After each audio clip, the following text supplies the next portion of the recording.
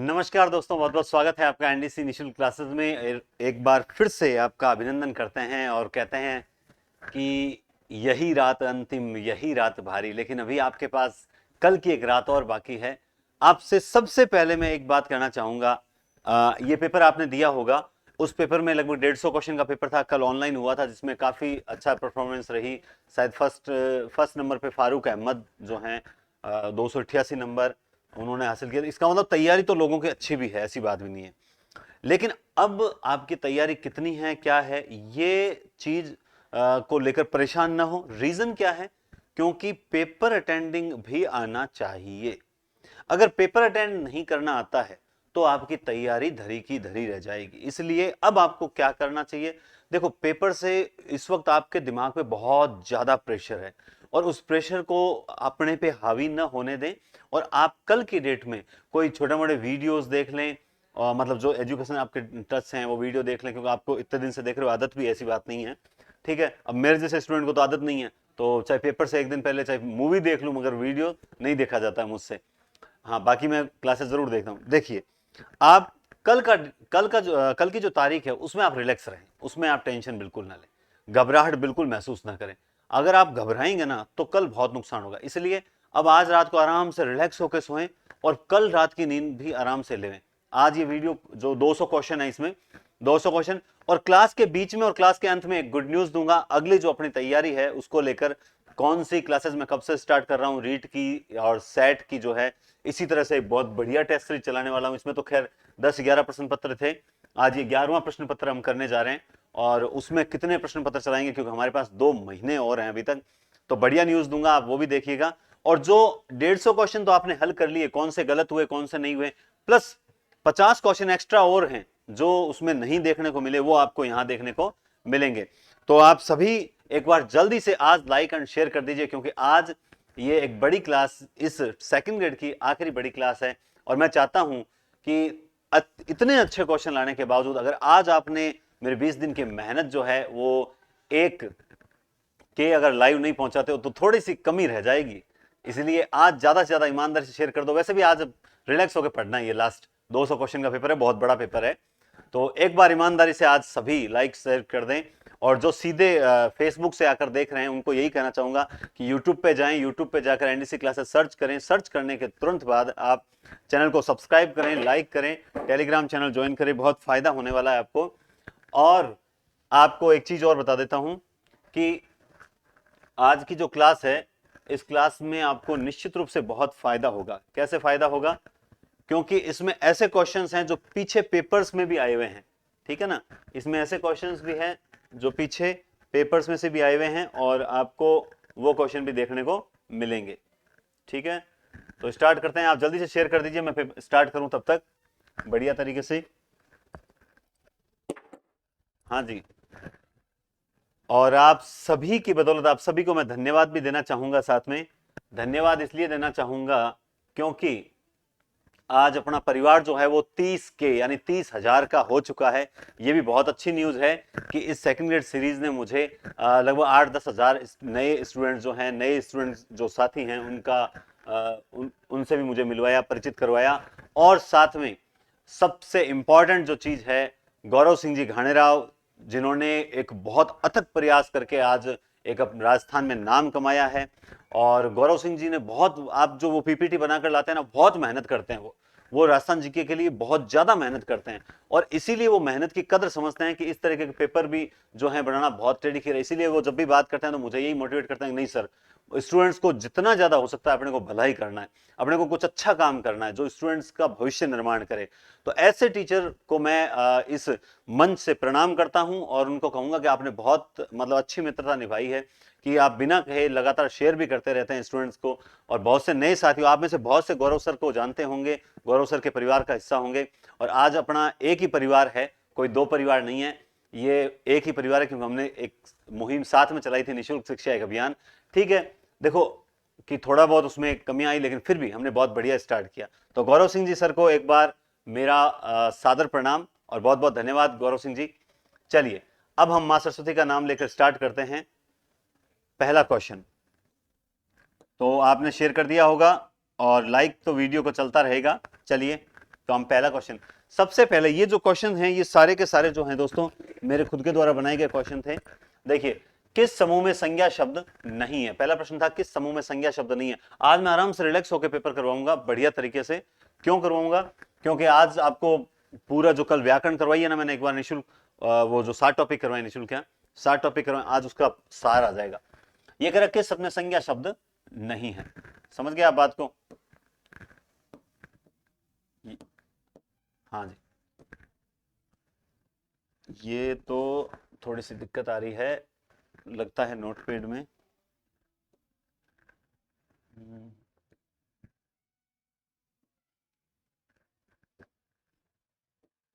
देखते हैं, एक सेकंड, थोड़ी सी टेक्निकल प्रॉब्लम है।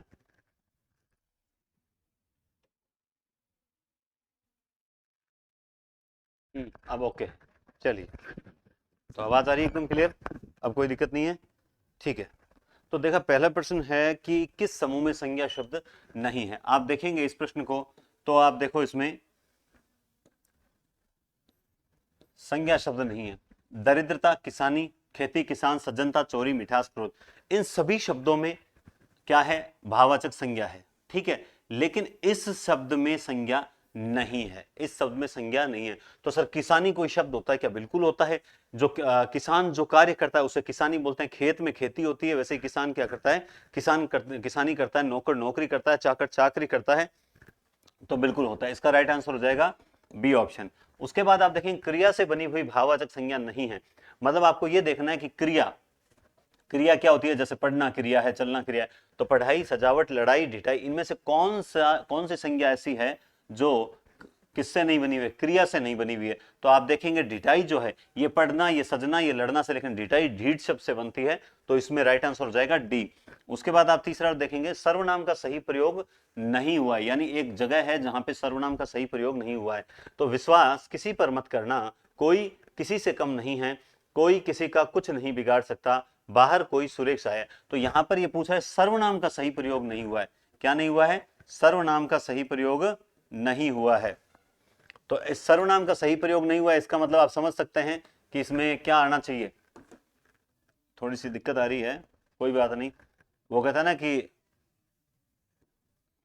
हाँ जी, ठीक है। तो हाँ, इसमें आप देखो सर्वनाम के बारे में मैंने आपको उस दिन भी बता दिया था कि सर्वनाम हमेशा आप देखोगे सर्वनाम के तुरंत बाद में क्या नहीं आनी चाहिए? संज्ञा नहीं आनी चाहिए। अगर संज्ञा आ गई तो, और साथ में वो सर्वनाम उसी संज्ञा के लिए आया, तो वहां पे सर्वनाम विशेषण होता है। यहाँ पे इसमें सर्वनाम है, इसमें सर्वनाम है, ठीक है, और इसमें भी सर्वनाम है, इसी में भी सर्वनाम है, लेकिन यहाँ पे ये कोई किसके लिए आया? सुरेश के लिए आया। तो ये क्या हो गया? सार्वनामिक विशेषण हो गया।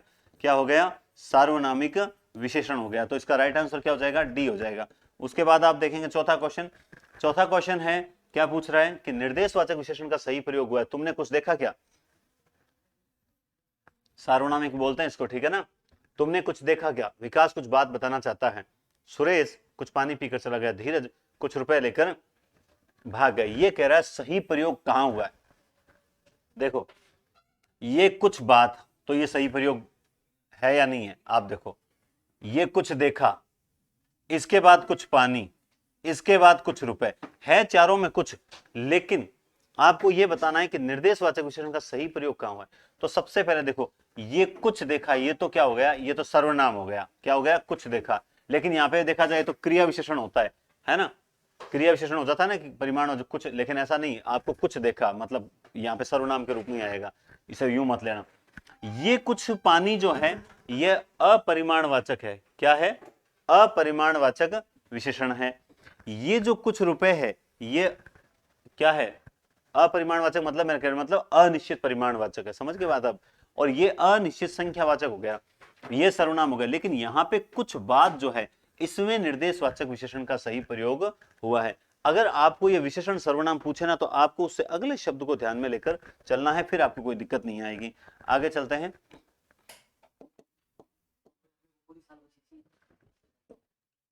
ये आज क्या दिक्कत आ रही है इसमें? एक सेकंड देखना पड़ेगा, बीच में रुक रही है। ओके, ठीक है। तो आप याद रखना, कुछ बात कुछ देखा, कुछ पानी, कुछ रुपए, इसमें याद रखना कुछ बात पे होगा, ठीक है। आगे चलते हैं नेक्स्ट क्वेश्चन की ओर। निजवाचक सर्वनाम का सही प्रयोग हुआ है। निजवाचक, क्या पूछ रहा है? निजवाचक सर्वनाम। वह आप नहीं जा सकता, नेताजी को कौन नहीं जानता, आपका नाम अमर हो गया, जो करेगा सो भरेगा। ऐसे वाक्यों में, प्रश्नों में क्या करते हो आप लोग? बहुत जल्दबाजी करते हो। मैंने कल एक फेसबुक पे एक प्रश्न देखा था, उसमें लिखा हुआ था कि श्री कृष्ण ने दर्शन दिए और आप अंतर्धान हो गए। एक स्क्रीनशॉट देखा था, चल रहा था, तो मैंने उस स्क्रीनशॉट में एक देखा कि ये जो आप आया, श्री कृष्ण ने दर्शन दिए और आप अंतर्धान हो गए, तो उसमें मैं कमेंट्स देख रहा था। मैंने कहा स्टूडेंट्स देखते हैं कि कितना सही करते हैं, कितना सही नहीं करते हैं। तो वहां पूछा गया था कि आप में जो है वो कौन सा सर्वनाम होगा, अन्य पुरुष होगा या मध्यम पुरुष होगा या फिर निजवाचक होगा। तो क्लियर बात ही, अधिकतम आंसर जैसा कि सबने उम्मीद की थी यही आ रहा था, अन्य पुरुष का होगा। जबकि यहां पर ये देखो, ये निजवाचक का उदाहरण है। कहना क्या चाह रहा है कि श्री कृष्ण ने दर्शन दिए और आप यानी खुद अंतर्ध्यान हो गए। दर्शन देकर वो खुद क्या हो गए? अंतर्धान हो गए। तो यहां पे निजवाचक सर्वनाम था, जबकि उस कमेंट्स बॉक्स में मात्र एक या दो आंसर जो थे वो सही थे, बाकी सारे के सारे गलत दे रहे थे। क्यों दे रहे थे? क्योंकि बहुत जल्दबाजी करते हैं ऐसे प्रश्न हल करने में। मैं कह रहा हूं आपको, अच्छा जैसे टेंशन, हम बिना कारण के टेंशन लेते हैं। बिना कारण के कैसे लेते हैं बताऊं? कमेंट देखा मैंने कि जो भी सज्जन हैं उन्होंने किया, बोला सर इस बार तो पेपर में, हिंदी के पेपर में 2.5 घंटे ही मिलेंगे। तो ये भी आपके लिए भी एक सूचना है कि सुनने में आ रहा है कि पेपर में सिर्फ 2.5 घंटे मिलेंगे, सुनने में आ रहा है, मैंने अभी तक देखा नहीं है। अच्छा चलो, 2.5 घंटे मिलेंगे, क्या दिक्कत हो गई? 2.5 घंटे मिलेंगे तो दिक्कत क्या हो गई? कोई दिक्कत हो रही है क्या आपको? बिल्कुल भी दिक्कत नहीं होनी चाहिए। मुझे बिल्कुल भी नहीं लगता कि आपको कोई दिक्कत होनी चाहिए। अगर आपको पेपर आता है तो आप 2 घंटे के अंदर भी कर सकते हो, नहीं आता है तो फिर आपके लिए 5 घंटे हो तो भी कोई मतलब नहीं है। तो फालतू की टेंशन मत लो। आप तो ये लो कि जो प्रश्न कर रहे हो उसमें कोई गलती नहीं रहनी चाहिए। जैसे वह आप नहीं जा सकता, ये सही प्रयोग पूछ रहा है। नेताजी को कौन नहीं जानता, आपका नाम क्या है, और जो करेगा सो भरेगा। इतना सरल वाक्य आ जाए फिर भी लोग गलत कर देते हैं, जबकि इसमें क्या हो जाएगा? वह आप नहीं जा सकता। नेक्स्ट क्वेश्चन है, निश्चयवाचक सर्वनाम का सही प्रयोग नहीं हुआ। ये क्या पूछ रहा है? निश्चयवाचक सर्वनाम का सही प्रयोग नहीं हुआ है। तुम्ही ने तो उसे बुलाया था, ये मेरे भाई साहब हैं, उसी के कारण सब गड़बड़ हो गई, यह घर मेरे बड़े भाई का है। तो इस वाक्य में आप जल्दी से बताओ कि निश्चयवाचक सर्वनाम कहां होगा। इसमें ये बहुत बढ़िया क्वेश्चन है, और ऐसे प्रश्न मैं बता दूं लोग गलत करके आते हैं, क्योंकि अभी तक बहुत से स्टूडेंट्स को ज्ञान नहीं है कि इसमें कौन से निश्चयवाचक हैं, कौन से नहीं है।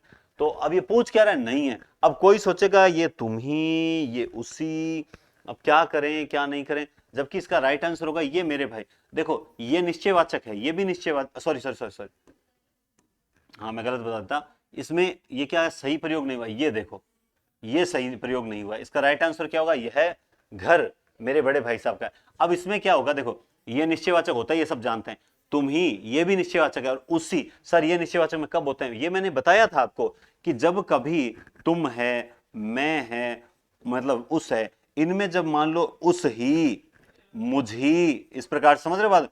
तुम ही, है ना, इन्हीं, ठीक है, इसी, इस प्रकार से जब जोड़ दी जाती है ना, यानी निपात साथ में जुड़ जाता है ना, तो ऐसी कंडीशन पे वहां पे निश्चयवाचक ही माना जाता है। तो इसका राइट आंसर हो जाएगा डी, क्योंकि इसमें सार्वनामिक विशेषण है। क्या है? सार्वनामिक विशेषण है। सकर्मक क्रिया नहीं है, सकर्मक क्रिया नहीं है। बताओ, देखे एक वाक्य ऐसा है जिसमें सकर्मक क्रिया नहीं है, और वो वाक्य कौन सा है आपको बताना है। बताओ, देखे सकर्मक क्रिया नहीं है। वह अपना सिर खुजलाता है, उसका भाई बदमाश है, पैसे भेज दिए गए, शादी में बैंड बजाया गया। मैंने आपको तरीका बताया था कल, अगर आपने व्याकरण की क्लास देखी, मैंने 7 टॉपिक बताया ना, उसमें से आप 20% सही करके आओगे। देखो सबसे पहले क्रिया क्या? बजाया गया। बजाया क्या गया? बजाया क्या गया? बैंड, कर्म है। वह क्या खुजलाता है? सिर, कर्म मौजूद है। पैसे भेज दिए गए, क्या भेज दिए गए? पैसे, कर्म मौजूद है। उसका भाई बदमाश है, ये अपूर्ण अकर्मक क्रिया के अंतर्गत आती है, तो इसका मतलब ये अकर्मक क्रिया का उदाहरण है। आगे देखिए, अकर्मक क्रिया नहीं है। उसकी दुकान से चूहा निकला, खिलौने देखकर जी ललचाने लगा, जंगल में लकड़ी काटी गई, रस्सी टूट जाएगी। बताओ, देखें इसमें से अकर्मक क्रिया नहीं है, मतलब किस वाक्य में सकर्मक क्रिया है? इस वाक्य में। ये दरवाजा बंद करना, बलवान दरवाजा बंद कर दे, ठीक है। तो इस वाक्य में पूछा जा रहा है कि अकर्मक क्रिया नहीं है, खिलौने देखकर जी ललचाने लगा। तो इसमें देखो ये सकर्मक का वाक्य है, बाकी तीनों के तीनों क्या है? अकर्मक के वाक्य हैं। आगे चलते हैं नेक्स्ट क्वेश्चन में। वह निरंतर मंदिर जाता है, रेखांकित शब्द में अव्यय क्या है? रेखांकित शब्द में क्या है? अव्यय क्या है? रेखांकित शब्द में अव्यय बताना है। तो ये शब्द है निरंतर। निरंतर में अव्यय कौन सा होगा? निरंतर का मतलब हमेशा, हमेशा का मतलब रोज, रोज का मतलब हो गया कालवाचक। कौन सा हो गया? कालवाचक। संबंध बोधक अव्यय का प्रकार नहीं है विषयवाचक, हेतुवाचक, तुलनावाचक या कालवाचक। ये बोल रहा है संबंध बोधक जो अव्यय, आपके नवीन हिंदी व्याकरण में 10 प्रकार के संबंध बोधक अव्यय दिए गए हैं। इस बात का विशेष ध्यान रखना, 10 प्रकार के। और इन 10 प्रकार में आप देखिए ये कोई भी नहीं है, इस प्रकार का कोई भी संबंध बोधक अव्यय नहीं मिलेगा, बाकी आपको तीनों मिल जाएंगे। ठीक है। वे इसलिए नहीं आएंगे क्योंकि वे व्यस्त हैं। किस प्रकार का वाक्य है? वे इसलिए नहीं आएंगे, वे इसलिए नहीं आएंगे क्योंकि वे व्यस्त है। ये किस प्रकार का होगा? तो सर हमने तो इसलिए देखते ही संयुक्त कर दिया था, जबकि इसका राइट आंसर क्या हो जाएगा? मिश्र वाक्य होगा। क्योंकि जब भी वाक्य में इसलिए और क्योंकि दोनों आ जाएं, तो ऐसी कंडीशन पे मान लीजिए वहां पर क्या होगा? वहां पे मिश्र वाक्य ही होगा। शुद्ध वाक्य पहचानिए। चिंता एक भयंकर आदि है, सारे देश में यह बात फैल गई। और एक एकांकी, यह एकांकी बहुत अच्छी है, हिंदी और अंग्रेजी मेरी भाषा है। तो ये कह रहा है शुद्ध, शुद्ध वाक्य पहचानिए। 12 नंबर क्वेश्चन में शुद्ध वाक्य बताओ, देखिए कौन सा है। तो देखो ये आदि होती है कि व्याधि होती है? आदि होती है, तो राइट आंसर है कि नहीं है शुद्ध वाक्य में? बाकी तीनों देखो, सारे देश में यह बात फैल गई, सारे देश में क्या फैल गई? ये एकांकी अच्छी है कि अच्छा हो जाए, भाषा है या भाषाएं होना चाहिए? तो इसमें राइट आंसर आदि होगा। आमने सामने में समास कौन सा है? अक्सर पूछते हैं लोग कि सर आमने सामने तो द्वंद्व में होना चाहिए, फिर सर आप लोग है ना इसको इसमें क्यों बताते हो? तो द्वंद्व में कैसे होगा? आमने और सामने? नहीं, ऐसा नहीं होता है साहब। तो सर वो निरर्थक द्वंद्व होता है ना, उसमें तो होता है कि सर आमने का कोई अर्थ थोड़ी होता है, सामने ही होता है। नहीं, ये क्या है? अव्यय है। ये क्या है? अव्यय है। और जब अव्यय होता है ना, तो अव्यय तो अव्यय भाव में आता है, फिर आप ऐसे कैसे चले जाओगे उसमें? समझ रहे हो बात? ये भी तो देखो वो व्याकरण की कौन सी कोटि है। आगे चलो, वाचस्पति में समास होगा। वाचस्पति सर हमने तो जो है बहुव्रीहि पढ़ रखा है सर, आपने ये उपपद अलुक और लुप्त पद दे दिया सर, अब कौन सा करें? आप जानते हैं मैंने बता रखा है कि जब विभक्ति किसी न किसी रूप में शब्द के साथ जुड़ी रहती है तो वहां पे अलुक तत्पुरुष होता है। वाचस्पति, युधिष्ठिर, धुरंधर, है ना, और विश्वम्भर, परोपकार नहीं, विश्वम्भर और ऊंट पटांग, ये सारे इसी के उदाहरण हैं। आगे देखिए, अपना कार्य स्वयं करे, वाक्य में कारक कौन सा है? अपना कार्य स्वयं करिए, स्वयं करें। इस वाक्य में कारक कौन सा है? अपना कार्य स्वयं करे। बताओ, देखें बहुत ही बढ़िया ये भी प्रश्न। अब आप जानते हैं ना ने नहीं होता है, तो इसमें क्या हो जाएगा? संबंध कारक हो जाएगा। कौन सा हो जाएगा? संबंध कारक। निम्न में से पुल्लिंग शब्द बताओ। संतान, सवारी, बाट और मार्ग। बहुत ही बढ़िया प्रश्न है, अगर आपको महसूस हो रहा है तो ये देखिए, इसमें से पूछ रहा है पुल्लिंग शब्द, है ना। तो पुल्लिंग शब्द क्या होता है? संतान, सवारी, मार्ग। मार्ग, मार्ग जो है वो पुल्लिंग शब्द है, बाकी तीनों स्त्रीलिंग शब्द है। आगे देखें, निम्न में से एक वचन शब्द किसमें है? भाग्य, दाम, तेवर या झूठ। इनमें से एक वचन शब्द आपको बताना है। और एक वचन शब्द देखो, दाम, तेवर, भाग्य, तीनों के तीनों बहुवचन शब्द हैं। एक वचन शब्द जो होता है वो झूठ होता है। कौन सा होता है? झूठ होता है। बहुत ही बढ़िया क्वेश्चन आएंगे। अभी तक तो साहित्य, काव्य शास्त्र पूरा पढ़ा है, स्नातक पढ़ा है, शिक्षण विधियां पढ़ी है। 200 क्वेश्चन का मैटर है, आराम से। वो कहता है ना कि कानों में ईयरफोन डाल के और खाना खुना साथ में ही खाओ, आज 2 घंटे तक बैठे बैठे, है ना, मस्त खाते रहो, उत्तर देते रहो। विराम चिन्ह संबंधी अशुद्ध वाक्य बताओ। हे प्रभु अब जीवन नौका पर पार लगाओ, जीवन नौका पार लगाओ। राम घर आया नहीं, महावीर ने कहा। अहिंसा परमो धर्म, उसने बताया नहीं कि वह कहाँ जा रहा है। बहुत ही बढ़िया प्रश्न है। और मतलब ऐसे प्रश्नों से उत्तर निकालना बड़ा मुश्किल होता है, लेकिन ध्यान से देखोगे इसमें राइट आंसर होगा सी। क्यों? महावीर ने कहा अहिंसा परमो धर्म। पूरे को थोड़ी हम 66-99 में बंद करेंगे, बल्कि हम जो मुख्य उक्ति है उसे करते हैं ना, तो यहाँ पे ये गलत लगा रखा है, इसलिए 18वें में होगा सी। नेक्स्ट है, किस शब्द में उपसर्ग नहीं है? अधिवास, अपेक्षा, अवधि और दाना। तो इसमें एक शब्द ऐसा है जिसमें उपसर्ग नहीं है, तो वो उपसर्ग किसमें नहीं है? वो उपसर्ग जो है वो दाना में नहीं है। वो किसमें नहीं है? उपसर्ग दाना में नहीं है। ठीक है। नेक्स्ट क्वेश्चन देखो आप, अभी उपसर्ग का अर्थ होता है पास, सामने, ऊपर, श्रेष्ठ, बाहर, विशेष, निम्न। ये प्रश्न मेरे देने के पीछे मेरे दिमाग में क्या आई, ये प्रश्न पेपर में प्रश्न दिया तो दिमाग में यह आई कि देखो कई बार ऐसा देखा गया है कि वो उपसर्ग, अपने उपसर्ग घोट के जाते हैं, लेकिन वो उपसर्ग का अर्थ पूछ लेता है, तो फिर अपने को उपसर्ग के अर्थ, सारे अर्थ नहीं याद होते। उपसर्ग के जिस शब्द के साथ जुड़ता है वैसा ही अर्थ चेंज हो जाता है, लेकिन उसके मुख्य अर्थ तो पता होना चाहिए ना। तो अभी का अर्थ होता है पास या सामने। पास या फिर सामने। लेकिन इसका एक तरीका और बता देता हूं, अगर आपको याद नहीं होते तो आप क्या करो, इस शब्द से उससे संबंधित दो चार शब्द बना लो। जैसे ही शब्द बनाओगे तो उसका अर्थ निकल के आ जाएगा, निकल के आ जाए तो फिर आप सामने कर आराम से कर सकते हो। नेक्स्ट, यह प्रत्यय युक्त शब्द नहीं। अब ये भी कितना जबरदस्त प्रश्न लगा मुझे, यह प्रत्यय युक्त शब्द नहीं है। क्यों? क्योंकि कहीं ना कहीं आप सेकंड ग्रेड का पेपर देने जा रहे हो, मैं आपको एक गारंटी से एक बात बोल सकता हूं कि आपका पेपर जितना आप समझ रहे हो उतना टफ नहीं आएगा। पेपर आएगा सरल, पेपर आएगा सरल, मतलब 10 से 15 क्वेश्चन वास्तव में अच्छे आएंगे, बाकी पेपर आएगा औसत या औसत से सरल। आप लोगों को सिर्फ धैर्य से आत्मविश्वास बढ़ा लीजिए। मैं आपसे कह रहा हूं, आज कह रहा हूं, आप इतने जने देख रहे हो मुझे, पेपर आपका औसत या औसत से कम आएगा। तगड़े जो प्रश्न है ना, वो हाईएस्ट जो लिमिट रहेगी 10 से 15 क्वेश्चन रहेगी। 150 में से 10% या 15% पेपर टफ आएगा, 15 की जगह 20 मान लो, इससे ज्यादा नहीं आएगा। और वो भी इतने टफ नहीं आएंगे, टफ प्रश्न तो 10 से 15 ही मैं कह सकता हूं। तो आप उन 10 से 15 के पीछे 135 मत खराब करें, रिलैक्स होके देखें कि नहीं अपने को इतना कोई टॉपिक रह गया। अब अगर मान लो कोई टॉपिक रह गया नहीं पढ़ा तो उसे एकदम ही छोड़ दो, कोई दिक्कत वाली बात। एक आप रस निष्पत्ति वगैरह, जैसे मैंने कल एक प्रश्न दिया था, इसमें आएगा, है ना, तो वो भी मैंने इसलिए दिया ताकि कोई आपका पार्ट छूट ना जाए। तो आप कॉन्फिडेंस रखो, आप जीके संभालना, रिलैक्स होके जीके संभाल लेना बढ़िया तरीके से। जैसे ही 70 क्रॉस करने लग जाओगे ना, 60-70, 60 से क्रॉस कर जाओ तो भी आप दौड़ में हो, घबराना मत। 60 से भी आप क्रॉस कर जाओगे ना तो दौड़ में रहोगे, मैं आपसे कह रहा हूं, ठीक है। उसके बाद हिंदी बढ़िया तरीके से आराम से। ऐसे एक बात और बताना चाहता हूं, आपसे कहना चाहता हूं, कल जब परसों जब पेपर देने जाओ, घर से कोई किताब पेज लेके मत जाना। आराम से किताब पेज रख के आराम से 1.5-2 घंटे पहले जाना। वहां जो भी मित्र साथी ये सखा मिले उनसे बातचीत करना, पेपर से संबंधित कोई बातचीत मत करना, ठीक है। तेरी तैयारी कैसी है यार? हमारी तो की तैयारी कोनी, मन तो यहाँ लगे कि पढ़ोड़ी कोनी। ऐसी फालतू बातों से कोई मतलब नहीं निकलेगा। बस यही होगा, बढ़िया करना है अपना, तो कॉन्फिडेंस वाली बातें करना है, आप तो सगड़ा सगड़ा करना है, अब जितना ही करना है, समझ रहे हो बात? मतलब अपने आप को जिस जिस चीज से आपको प्रसन्नता महसूस हो, खुशी महसूस हो, वो बातें करनी है, हंसी मजाक करनी है। और इस बाद में चल पेपर बाद तू मिली अपन वहां चलेंगे, ये रखना है, ना कि टेंशन लेनी है। समझ गए मेरी बात में?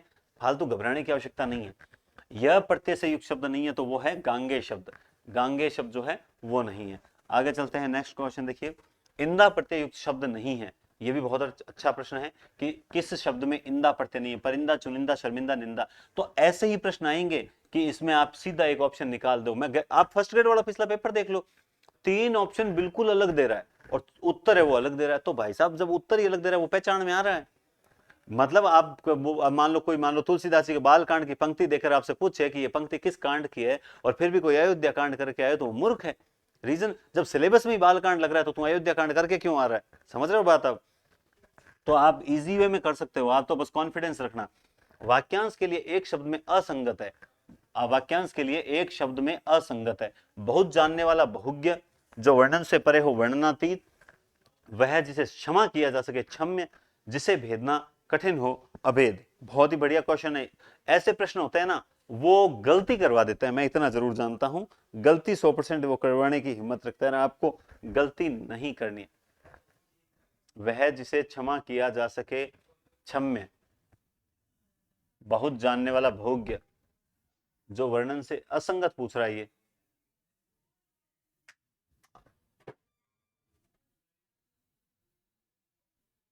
देखो, तो इसमें जिसे भेदना कठिन हो वो क्या होता है? दुर्भेद होता है। ये क्या पूछ रहा है? कठिन, कठिन आ गया ना, तो दुर का मतलब कठिन, तो दुर्भेद। इसका राइट आंसर क्या हो जाएगा? दुर्भेद। क्योंकि जिसे क्षमा किया जा सके वो तो क्षम्य होता है, ठीक है। जो वर्णन से परे हो वर्णनातीत, जो वर्णन से परे हो बहुत जानने वाला बहुज्ञ होता है, सब कुछ जानने वाला सर्वज्ञ होता है। तो इसका राइट आंसर होगा यही। आप आगे देखिए, अक्षर का अनेकार्थी नहीं है। अक्षर का अनेकार्थी ईश्वर, भाग्य, शिव या विष्णु। अब बताओ, ये बहुत ही गजब क्वेश्चन है।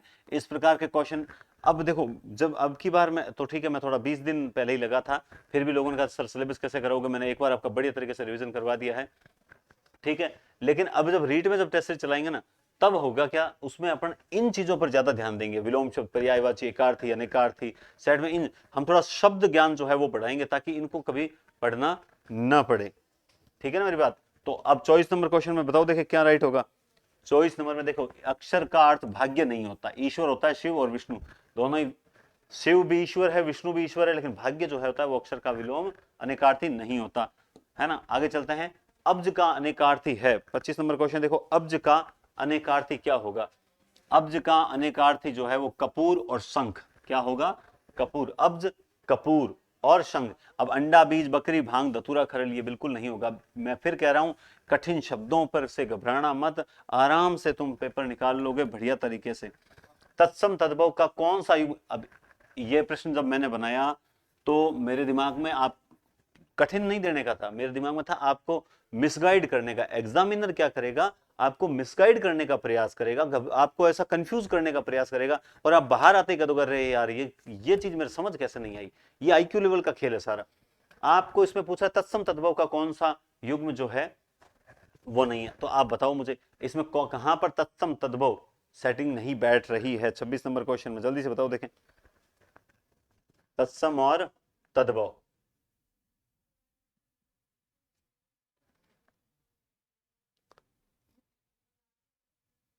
बता दिया?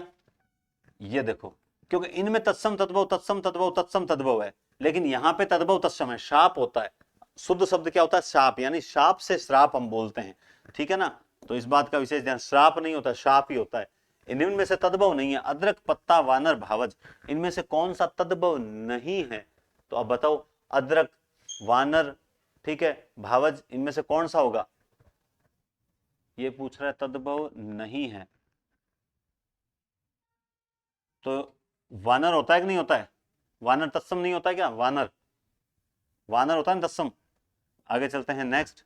विलोम शब्द का असंगत युक्त, देखो इसमें कोई गलती मुझे नहीं लग रहा, भावज तो नहीं है ना, वानर ही होगा सर, जहां तक मुझे मेरे पढ़ा हुआ वानर है। फिर भी कोई गलती होगी तो आप सब देख लेना, ठीक है? हाँ, आगे देखो आप, नेक्स्ट क्वेश्चन। नेक्स्ट क्वेश्चन बहुत बड़ा, ये भी शानदार है। विलोम शब्द का असंगत युग्म जो है वो आपको छांटना है। विलोम शब्द का असंगत युग्म आपको छांटना है। हाँ बताइए, देखें विलोम शब्द का असंगत युग्म जो है वो क्या होगा? असीम, सीम, कृपण दाता, जय, अजय और विजेता का पराजित। तो इसमें से देखो, ये भी बहुत अच्छा है, क्योंकि इसमें असीम का ससीम होता है, कृपण का दाता होता है, जय का, विजेता का पराजित नहीं होता। क्या होता है? विजित। अब इसमें, अब आपको सर विजित को पराजित है तो बोलते नहीं, आप विजेता का विजित ही पढ़ेंगे किताबों में, तो इसका राइट आंसर यही होगा। नेक्स्ट, उसमें हमने वानर बताया, वही सही है, ठीक है। असंगत विलोम युग्म जो है, स्थावर असंगत युग्म, बताओ। स्थावर, जंगम, विरोध, विरोधी और वक्र, ऋजु, अर्वाचीन, प्राचीन। तो आप देखो, विरोध का विरोधी थोड़ी होता है, विरोध का समर्थन हो सकता है, लेकिन विरोध का विरोधी थोड़ी होता है। यमुना का अक्सर जैसे एक बोलते हैं कि प्रवेश, प्रवेश का विलोम क्या होगा? जल्दी से बताओ, देखें प्रवेश का विलोम क्या होगा? अधिकतर ऑप्शन लोग क्या बोलेंगे? निषेध, क्योंकि हमने ऑफिस से का बाहर लिखा हुआ देखा प्रवेश का, जबकि प्रवेश का जो होता है निकास, क्या होता है? निकास। विलोम क्या होता है? निकास होता है।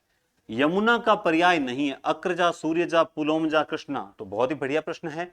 ऐसे प्रश्न जो हैं पेपर में ऐसे ही आएंगे, पुलोमजा। आज वाला 11वां पेपर है ना, जो आपको वास्तव में याद ही रहेगा, क्योंकि इसमें आपको प्रश्न कहीं से किताबों से नहीं दिए, एक एक प्रश्न बनाया है बैठकर, ठीक है। आगे चलते हैं, देखिए निम्न में से भाववाच्य बताइए। भाववाच्य मैंने आपको बता दिया, सबसे पहले से या द्वारा देखो, बाद में लास्ट में जाना क्रिया देखो। मंत्री जी द्वारा कार्य किया गया, अब चला जाए, ठीक है, काफी पी जाए, पत्र भेज दिया गया। ये तीनों के तीनों कर्मवाच्य हैं, लेकिन ये देखो भाववाच्य है, क्योंकि तीनों वाक्य में कर्म मौजूद है, लेकिन ये भाववाच्य है। नेक्स्ट क्वेश्चन आप देखिए, कर्तृवाच्य क्या है? कृष्ण ने कंस को मारा, कर्तृवाच्य पूछ रहा है। मुझसे चला नहीं जाता, बच्चों से काम करवाया गया, मोहन को दिल्ली जाना था। तो इसमें कर्तृवाच्य, अब देखो इसमें जाना क्रिया, इसमें जाना क्रिया, ये भाववाच्य का उदाहरण है, ध्यान रखना, ये भाववाच्य का उदाहरण है। किसका उदाहरण है? भाववाच्य का उदाहरण है। क्यों है भाववाच्य का उदाहरण? क्योंकि जहां ये मतलब कर्ता की त्रियक अवस्था होती है, ने और को दोनों आ जाते हैं ना, वहां भाववाच्य होता है।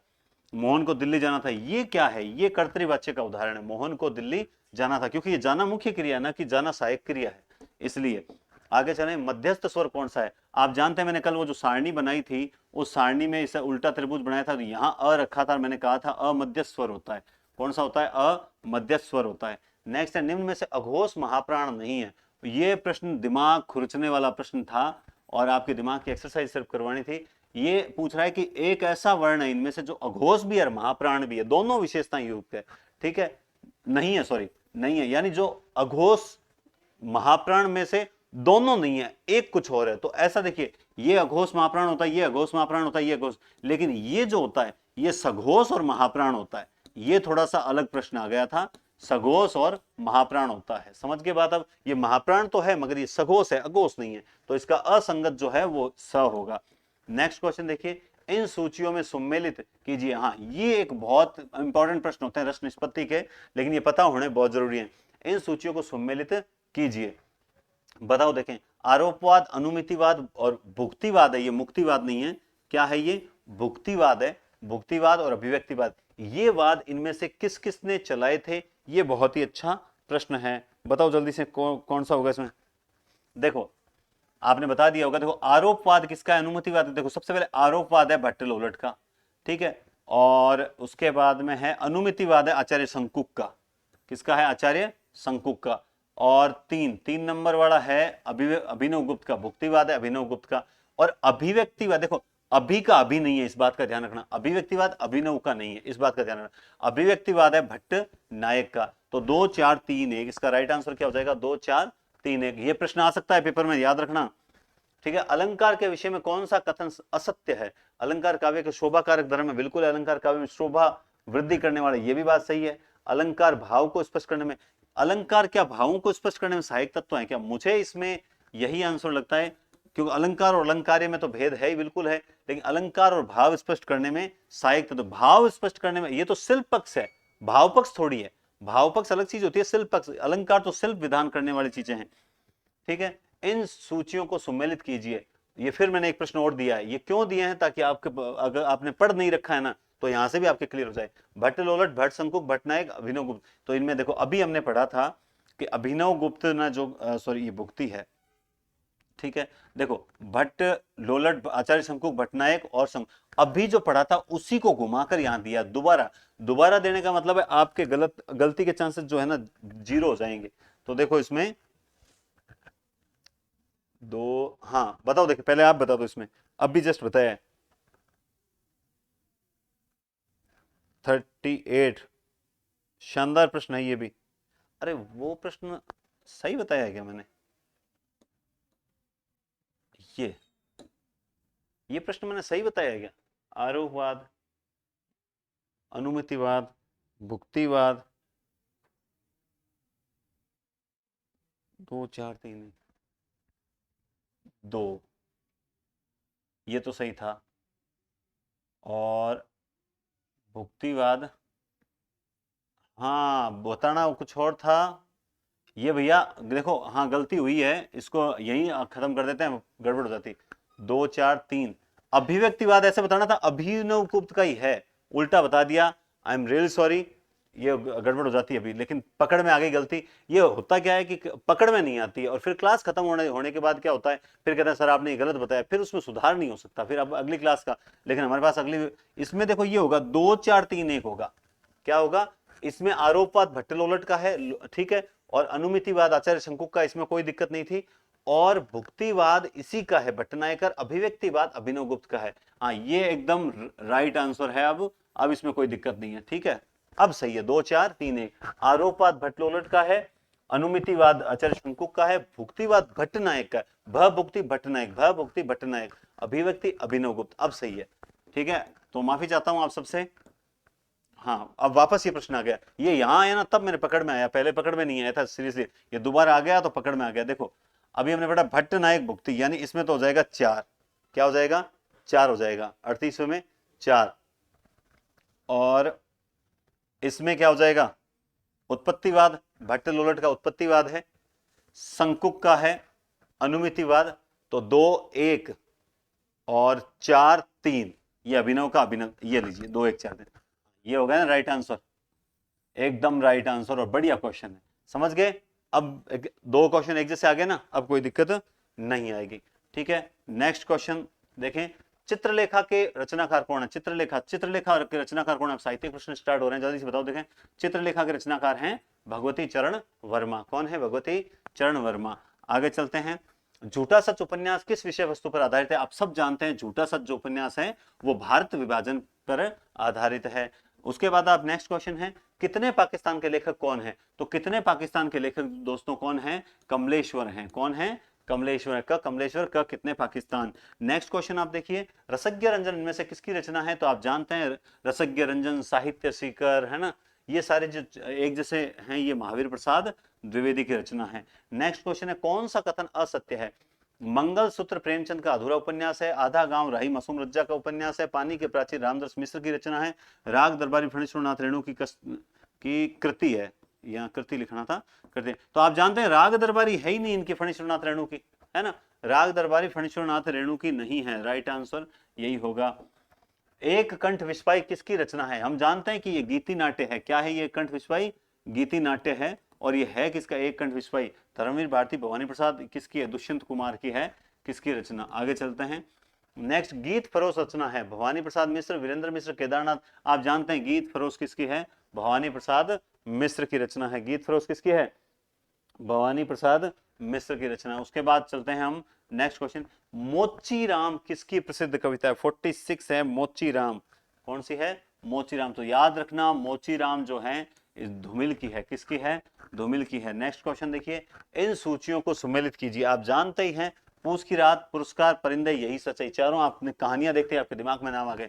तो पूस की रात किसकी है? प्रेमचंद की है। पुरस्कार किसकी है? प्रसाद की है। परिंदे किसकी है? निर्मल वर्मा की। यही सच है मन्नू भंडारी की। तो क्या हो जाएगा? 3 4 2 1, 3 4 2 1 हो जाएगा। राइट आंसर क्या हो जाएगा? 3 4 2 1 है। नेक्स्ट क्वेश्चन देखिए, इन सूचियों को सम्मिलित कीजिए। रस का एक ऐसा प्रश्न दिया मैंने ताकि आपके क्या है कि थोड़ा मैं बार बार बोलता हूँ स्थायी भाव वगैरह इन चीजें क्लियर हो जाए। देखो, तो आप जानते हैं वेशभूषा जो होती है वो आहार्य से संबंधित होती है कि नहीं होती है? उसके बाद अब आवेग, स्वेद, निर्वेद है। तो निर्वेद जो होता है स्थायी भाव होता है। 2 मैंने बता दिया, अब आप सेट करो। तीसरे में 4 3, तो 4 3 कहाँ मिल रहा है आपको? 4 3 यहाँ मिल रहा है। अब देखो, आवेग क्या है? संचारी भाव। और स्वेद क्या है? सात्विक भाव। मैंने जब आपको काव्य शास्त्र का जो सेकंड पार्ट करवाया था, मैंने काव्य शास्त्र की 2 क्लासेस दी हैं, पार्ट 1 और पार्ट 2। पार्ट 2 में मैंने रस के अंदर इसी चीज पर जोर दिया है, अनुभाव विभाव क्या होते हैं, सात्विक भाव क्या है, तो इन पर फोकस करना। लास्ट में 10 मिनट की क्लास है, जरूर देख लेना, फायदा होगा। नेक्स्ट क्वेश्चन आप देखिए, इनमें से जैनेन्द्र का लिखा उपन्यास है सुनीता, सुखदा, विवृति, ये सभी। तो जैनेन्द्र ने तीनों के तीनों लिख रखे हैं। कौन से हैं? तीनों के तीनों लिख रखे हैं। दिनकर के उस काव्य ग्रंथ का नाम बताइए जिसमें युद्ध और शांति की समस्या का चित्रण है। तो ये प्रश्न पहले भी आ गया था। ये है कुरुक्षेत्र, इसमें युद्ध और शांति की समस्या का चित्रण है। 50 नंबर क्वेश्चन जो है युद्ध और शांति की समस्या का चित्रण है। ठीक है। उसके बाद आप देखेंगे नेक्स्ट क्वेश्चन, इनमें से कौन सा प्रगतिवादी कवि नहीं है? यानी बाकी 3 प्रगतिवादी हैं, एक प्रगतिवादी नहीं है। तो आप देखो इसमें नागार्जुन, केदारनाथ, त्रिलोचन, ये तीनों तो वो कवि हैं जिनको ढाक के 3 पात कहा गया शायद, है ना। तो इसका मतलब सर्वेश्वर दयाल सक्सेना नहीं। ये तीनों कवियों को, यही है ना, तीनों कवि ढाक के 3 पात कहा जाता है शायद। ये तो है, ये तो है, ये भी त्रिलोचन भी है, यही है तीनों ढाक के 3 पात वाले। ठीक है। आचरण की सभ्यता, ये भी बहुत बढ़िया। देखो इंपॉर्टेंट क्वेश्चन है ये, आचरण की सभ्यता जो क्वेश्चन है ये किसका है? बाबू गुलाब राय, सरदार पूर्ण सिंह, संपूर्णानंद, या फिर किसका है? बताओ देखें। तो ये हो जाएगा सरदार पूर्ण सिंह का। किसका हो जाएगा? सरदार पूर्ण सिंह का। नेक्स्ट क्वेश्चन देखिए, इनमें से ललित निबंधकार हैं 53वें में ललित निबंधकार है कौन? ये बताओ देखे। तो देखो इसमें आप जानते हैं ये विद्यानिवास मिश्र तो हैं, विवेक की राय, कुबेरनाथ, ये दोनों। देखो राय मिश्र, ये तीनों ही जो हैं वो ललित निबंधकार की श्रेणी में आते हैं। नेक्स्ट क्वेश्चन है, बस आराम से देखते जाओ। कल भी मैंने कमेंट पढ़ा था, उस कमेंट में ये था कि सर आप क्लास लेते रहो, वैसे ही पढ़ने का तो मन नहीं कर रहा। तो सर इस बार ने कम से कम आपकी क्लास देखते रहेंगे, कुछ सीखते रहेंगे। तो आज की क्लास में 200 क्वेश्चन है, आराम से मस्त होकर क्लास देखो, नींद आए उस वक्त सो जाना, और सो जाना, फिर किताब लेके मत बैठना, टेंशन नहीं लो। देखो जो पढ़ना था हम पढ़ चुके हैं। इन 1.5 दिन में जो मान लो आप रिवीजन कर लो, कोई चीज़ पढ़ी भी है, कोई चीज़ आपको लग रहा है कि देख लो, बाकी कुछ पढ़ने का कुछ नया कुछ मत पढ़ो, कोई मतलब नहीं। वाक्य रसात्मक काव्यम शब्दार्थो निहितम काव्यम, हाँ, वाक्य रसात्मक काव्यम शब्दार्थो निहितो काव्यम रमणीयात् प्रतिपादक शब्दम काव्यम तद दोषो शब्दार्थो सगुणावलंकृति पुनः क्वापि। तो 4 परिभाषाएं। वाक्य रसात्मक काव्यम आपको पता है विश्वनाथ की है, और रमणीयात् प्रतिपादक शब्दम काव्यम जगन्नाथ की है, तद दोषो जो है वो मुम्मट की है, और रह गई कौन सी? शब्दार्थ सविता काव्यम भामा की है। दोस्तों एक जरूर याद रखना, परिभाषा एक पूछी जा सकती है, पहले में हो जाएगा 3, तो 3 इसे 1 में है, तो राइट आंसर क्या हो जाएगा? सी हो जाएगा। ठीक है। नेक्स्ट है, मुझे चांद चाहिए, और चांद देगा कौन? मुझे चांद चाहिए देगा सुरेंद्र वर्मा। कौन देंगे? 55 में सुरेंद्र वर्मा देंगे। ठीक है।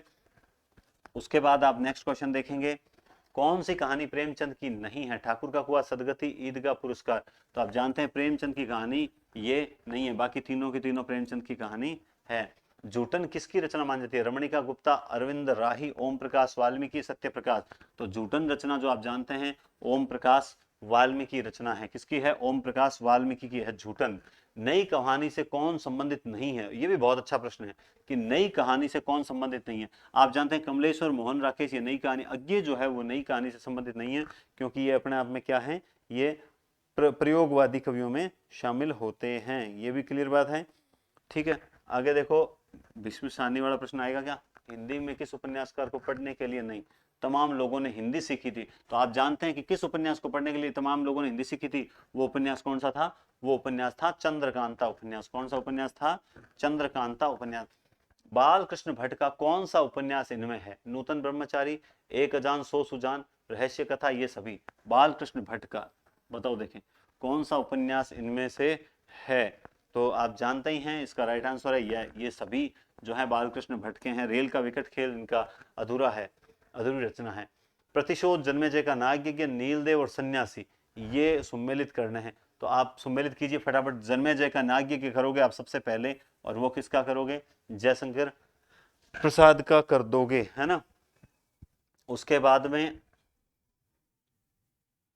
हाँ, प्रतिशोध आपको याद आ गया होगा, हरि कृष्ण प्रेमी का है। और नील देवी है, नील देव नहीं है, नील देवी है, ये हो जाएगा इसका भारतेंदु का। और सन्यासी हो जाएगा लक्ष्मी नारायण मिश्र का। तो राइट आंसर क्या हो जाएगा? 3 1 4 2, ये राइट आंसर हो जाएगा। उसके बाद आप देखेंगे टूटते परिवेश नाटक के रचयिता कौन है? बहुत ही बढ़िया प्रश्न दिया मैंने, ईमानदारी से बता दो प्रश्न बढ़िया है कि नहीं है, आपका पिछले 10 दिन में फायदा हुआ कि नहीं हुआ, है ना। टूटते परिवेश विष्णु प्रभाकर, टूटते परिवेश विष्णु प्रभाकर। इनमें से सिद्ध साहित्य की कौन सी प्रवृत्ति नहीं है? सिद्ध साहित्य की कौन सी प्रवृत्ति नहीं है? ब्राह्मण के प्रति अवज्ञा, चमत्कार प्रदर्शन की भावना, जाति पाति के प्रति आस्था, रहस्यवाद। ये तो बढ़िया प्रश्न आ गया भाई। इनमें से सिद्ध साहित्य की कौन सी प्रवृत्ति नहीं? ये मैंने दिया था कि कल पेपर में, ये मैंने डिलीट कर दिया था। जाति पाति, हाँ हो गया ना, जाति पाति के प्रति आस्था नहीं थी, अनास्था थी, तभी तो ब्राह्मणों के प्रति जो है अवज्ञा थी। नेक्स्ट, इनमें से रीति मुक्त स्वच्छंद धारा का कवि कौन सा? मतलब रीति मुक्त स्वच्छंद धारा का कवि नहीं। घनानंद बोधा, ठाकुर आलम तो है ही, नवनीत चतुर्वेदी नहीं है। नेक्स्ट है, नवनीत चतुर्वेदी ने कुब्जा 25 लिखी थी क्या? मुझे ऐसा कुछ याद आ रहा है। निम्न में से कौन सी प्रवृत्तियां रीतिकाल की नहीं है? तो रीतिकाल में रीति निरूपण था, चमत्कार प्रदर्शन था क्या, आश्चर्यजातों की प्रशंसा थी क्या, सदाचरण पर बल था क्या? तो बिल्कुल इसमें सदाचरण पर बल नहीं था, बल्कि सदाचरणों से बहुत दूर चलने वाला काव्य था। प्रबंध चिंतामणि इनमें से किस कवि की कृति है? तो दोस्तों प्रबंध चिंतामणि जो है वो आप जानते हैं किसकी है? बोलते ही याद आ रहा होगा, मेरुतुंग की है। किसकी है? मेरुतुंग की है। नेक्स्ट क्वेश्चन दोस्तों, पंत की कौन सी रचना अरविंद दर्शन से प्रभावित मानी जाती है? ये भी बहुत बढ़िया क्वेश्चन दिए मैंने जानबूझ के, क्योंकि मुझे ऐसा लग रहा है यहां से प्रश्न आएगा, मतलब आएगा। बताओ देखें कौन सी रचना अरविंद दर्शन से प्रभावित है? और वो रचना है स्वर्ण किरण, जो है वो अरविंद दर्शन से प्रभावित रचना मानी जाती है। नेक्स्ट क्वेश्चन है, कौन सा कवि नई कविता का है? इनमें से एक कवि है जो क्या है? नई कविता का माना जाता है। बताओ देखें कौन सा कवि है जो नई कविता का? केदारनाथ सिंह और केदारनाथ अग्रवाल, नागार्जुन और दिनकर, इनमें से कौन सा कवि जो है वो नई कविता का? क्योंकि अक्सर ये क्यों आए दिमाग में मेरे प्रश्न नई कविता वाले, क्यों कई मैंने कमेंट्स देखे थे, वो बोले थे सर आप प्रयोगवाद तो सिलेबस में ही नहीं है, आप बताओ ये। अरे प्रयोगवाद है, नई कविता भी है, तो ये लो साहब नई कविता का। तो नई कविता केदारनाथ सिंह जो हैं वो नई कविता के कवि माने जाते हैं। अब अगला प्रश्न है 69 नंबर, धूमिल का वास्तविक नाम। ये भी बहुत अच्छा है, एक कवि का वास्तविक नाम भी पूछा जा सकता है। तो सुदामा पांडे। देखो मैंने ये जो पेपर्स तैयार किए हैं, ये पेपर्स जो तैयार किए, ये पेपर्स ऐसे वैसे पेपर्स नहीं है। पिछले पेपर्स देख के ये नहीं दिया कि भाई पिछले पेपर में कौन से प्रश्न आए हुए हैं वो प्रश्न मैं उठा लूं, वो मजे वाली बात नहीं। अधिकतर जो पेपर्स करवाते हैं ना वो बस वो पीछे वाला क्वेश्चन देते हैं। मैं ये देखता हूं कि सामने वाला जब प्रश्न उठाता है तो वो क्या सोचकर उसकी साइको क्या तैयार रहती है। जैसे मान लो अगर उसने वो कवियों के उपनाम संबंधी उठाता है तो एक आध प्रश्न वहां से उठाओ, ताकि स्टूडेंट्स को पता चले कि उपनाम से संबंधित अपने तैयारी करनी। या कवियों का वास्तविक नाम से संबंधित उठाता है, या एक प्रगतिवादी कवि कौन सा है, नई कविता कवि कौन सा नहीं है, कहानीकार कौन सा है, ललित निबंधकार कौन सा है, उपन्यासकार कौन सा है, कौन सा नहीं है, इस टाइप से। तो उसकी जो मैं लाइन पकड़ के प्रश्न उठाता हूं ना, कि डिटो क्वेश्चन उठाने का प्रयास रहता है। फिर भी मैंने इसमें आज पिछले आए हुए क्वेश्चंस भी देने का प्रयास किया है। इनमें से कौन सा तत्व तुलसी की भक्ति में नहीं है? अनुकूल का संकल्प, प्रतिकूल का हाँ, अनुकूल का संकल्प, प्रतिकूल का त्याग, दैन्य भाव, प्रपति भाव और मोक्ष की कामना। तुलसीदास ने मोक्ष की कामना नहीं की है, वो राम को सौंप दिया उन्होंने अपने आप को। मोक्ष मिले न मिले कष्ट दे तू दे, तेरा है जो कुछ है सो तेरा है, क्या लागे मेरा। लोकनायक वही हो सकता है जो समन्वय कर सकते हैं, जिसमें समन्वय की भावना। ये कथन है किसके बारे में? ये कथन है तुलसीदास के बारे में। किसके बारे में है ये कथन? तुलसीदास। और कहा किसने? हजारी प्रसाद द्विवेदी ने कहा है कि लोकनायक वही हो सकता है जो समन्वय करे, और समन्वय की भावना तुलसी में कूट कूट कर भरी हुई है। इनमें से रीतिका स्वच्छंद धारा का कवि कौन नहीं है? ये प्रश्न शायद रिपीट हो गया, नवनीत चतुर्वेदी है, ये प्रश्न रिपीट हो गया। कौन सा निबंध संकलन हजारी प्रसाद द्विवेदी का? कुटज, अशोक के फूल, विचार और वितर्क। ये प्रश्न देने का उद्देश्य ये नहीं है कि आपको ये बताऊं ये हजारी प्रसाद द्विवेदी के निबंध है। मेरे ये उद्देश्य है कि ये 3 नाम याद कर लेना, ये इनके निबंध है। क्योंकि अक्सर लोग इनके निबंध और उपन्यास में उलझ जाते हैं, तो ये कुटज, अशोक के फूल और विचार होते हैं, ये इनके निबंध हैं, इसलिए ये प्रश्न मैंने दिया है। ठीक है, आगे चलिए। इन सूचियों को सुमेलित कीजिए। सबही नचावत राम गोसाई, विराट की पद्मी, चंद हसीनों का खतूत, और अभी झूठा सा चंपट के आए थे। अब मुझे बता दो इनका सही क्रम क्या होगा। ये भी अपने आप में बहुत ही अच्छा प्रश्न माना जाता है। बताओ, देखें, चंद हसीनों का खतूत, तो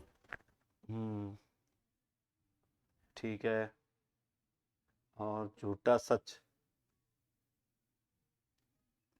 ये भी मिल गया। ठीक है, उसके बाद ये मिल गया 3, ये मिल गया 1, और ये मिल गया 2। मिल गया आपको? देखो, ये हो जाएगा भगवती चरण का, और विराट की पद्मिनी 4, 3, 1 और 2, ऐसे ही होना चाहिए ना। चंद हसीनों का खतूत मैंने किसका किया है? सी में 1 बताया। हाँ भाई, ये मुझे तो सही लग रहा है, बिल्कुल सही लग रहा है। आप बता दो कोई गलती तो नहीं रही? मुझे जहां तक सही लग रहा है। देखो, मैंने कहा ना, जो पढ़ता है उसी का ज्ञान आगे बढ़ेगा। चाहे मैं हूं, गलती किसी से भी हो सकती है, लेकिन एज फार एज जहां तक आज के पेपर में गलती नहीं आएगी। फिर भी अगर आपको किसी प्रश्न में डाउट नजर आए कि सर आपने ये गलत बता दिया, बाई चांस मैंने गलत बता ही दिया होगा, ऐसी बात भी नहीं है। ठीक है, जहां तक मैं नहीं बताऊंगा आज मैं, क्योंकि मैंने कल पेपर जब पहले ले लिया था तो मैंने पेपर के आंसर सारे चेक किए थे।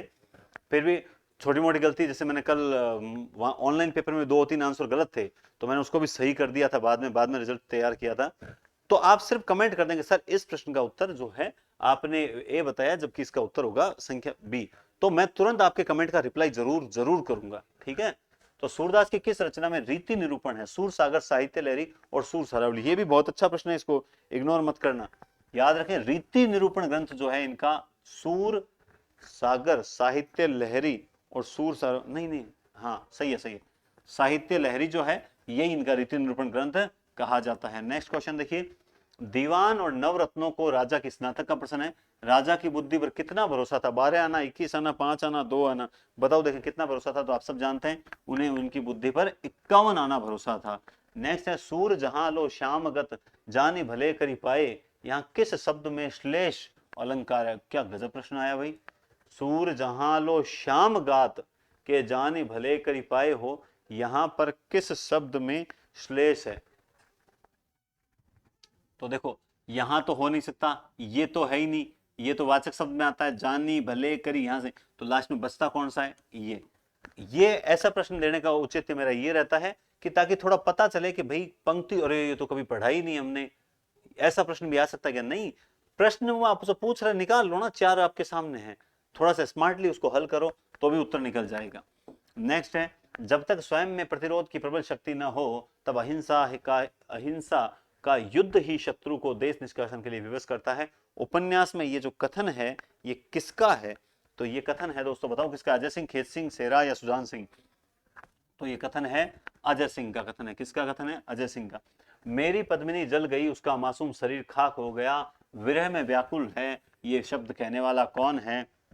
रतन सिंह, अलाउद्दीन खिलजी, तो इसमें से राइट होगा अलाउद्दीन खिलजी, अलाउद्दीन खिलजी। नेक्स्ट है पूस की रात कहानी में प्रयुक्त मड़ैया शब्द का जो अर्थ आया है वो क्या है, उसका अर्थ क्या है बताओ। देखें मड़ैया किसको बोला गया है, मड़ैया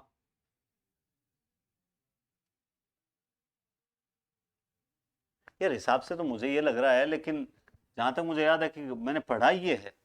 इस प्रश्न का उत्तर है भाई आप सब कमेंट में ही दो, है ना, क्योंकि स्नातक का है, आप जानते हैं कि कोई कहानी अलग में पढ़ रखी है। भाई मड़ैया शब्द तो मुझे इसकी ओर संकेत कर रहा है, लेकिन मैंने पढ़ा ये है किताब में घास फूस रहने का स्थान। बी राइट होगा क्या, आप बताओ देखें कमेंट में, मैं इसको कमेंट में और वापस ओके कर दूंगा बाद में, ठीक है। नेक्स्ट देखिए, प्रिय बिछुरन को दुसह दुख हर्षु जात प्योसार, इस पंक्ति में प्योसार का क्या अर्थ माना जाता है, प्योसार का बताओ देखें क्या अर्थ है।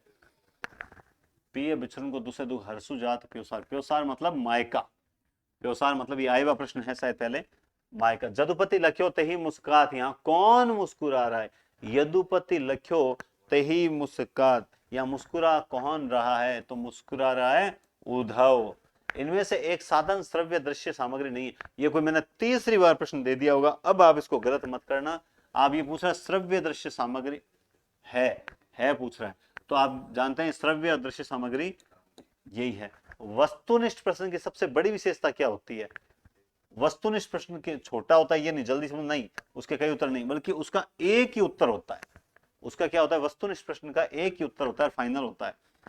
मंत्रणा प्रणाली में विद्यार्थी अध्यापक के निर्देशन में स्वाध्याय द्वारा तथ्यों का चयन कर रचना को पूर्ण करते हैं। ये विद्यार्थी अध्यापक के निर्देशन में स्वाध्याय करते हैं, स्वाध्याय के द्वारा चयन कर रचना को पूर्ण करते हैं। ये प्रणाली किस पर आधारित मानी जाती है बताओ। देखें निर्देशन में स्वाध्याय, तो ये मानी जाती है डाल्टन में, क्योंकि आगमन समवाय मॉन्टेंसरी बहुत अलग है। आगे चलो, आदिकालीन रासो साहित्य के प्रमुख प्रशस्तियों से संबंधित कौन सा कथन सत्य नहीं है। इस साहित्य में राष्ट्र प्रेम का सुंदर चित्रण किया गया है, युद्धों का सजीव वर्णन साहित्य की विशेषता है, शौर्य और विलासिता का स्वाभाविक और जीवन चित्रण हुआ है, श्रृंगार और वीर का एक साथ चित्रण इसकी महत्वपूर्ण विशेषता है। तो सही नहीं है ये, क्योंकि राष्ट्र प्रेम नहीं था यहाँ पे सिर्फ राजा प्रेम था, या फिर यूं कह सकते हैं यहाँ अपने क्षेत्र के प्रति, अपने राज्य के प्रति प्रेम था। सन 1975 के बाद की जो कविता है उसे क्या कहा गया है, ये भी बहुत बढ़िया प्रश्न है। 75 के बाद की कविता को क्या कहा जाता है, आपने साठोत्री, 60 के बाद वाली साठोत्री पढ़ी है, लेकिन ये तो 75 के बाद वाली पूछा है, और 75 के बाद वाली 75 के बाद वाली जो कविता है वो समकालीन कविता कही जाती है। 60 से लेकर 75 जो है वो है साठोत्री, समझ गए आप बात। आगे चलते हैं, सूरदास की भक्ति पद्धति का मेरुदंड पुष्टि मार्ग ही है, यह कथन किसका है, बहुत ही सिंपल क्वेश्चन है बताओ। देखें तो ये कथन है सूरदास की भक्ति पद्धति का मेरुदंड पुष्टि मार्ग है, ये बात कहने वाले हैं आचार्य शुक्ल है। कौन है, आचार्य शुक्ल है। नेक्स्ट क्वेश्चन आप देखिए, इनमें से किस कवि का संबंध संत काव्य से नहीं है, तो आप जानते हैं रैदास, कबीरदास, धन्ना जो संत काव्य के थे, अग्रदास जो है वो संत काव्य के नहीं है। नेक्स्ट क्वेश्चन देखिए, इनमें से किस कवि का संबंध तार सप्तक से नहीं है, रघुवीर साय, अज्ञे, मुक्ति, ये पूछ रहा क्या है, तार सप्तक से नहीं है। अब कई दिमाग में आता है चारों तार सप्तक है, अरे भैया ये तार सप्तक मतलब ये पहले तार सप्तक में नहीं है। अब पहले तार सप्तक की ट्रिक क्या, अने रामू भावगिरी, तो अ ने रा ये रामू और ये अ, तो रघुवीर साय जो है पहले तार सप्तक के नहीं है।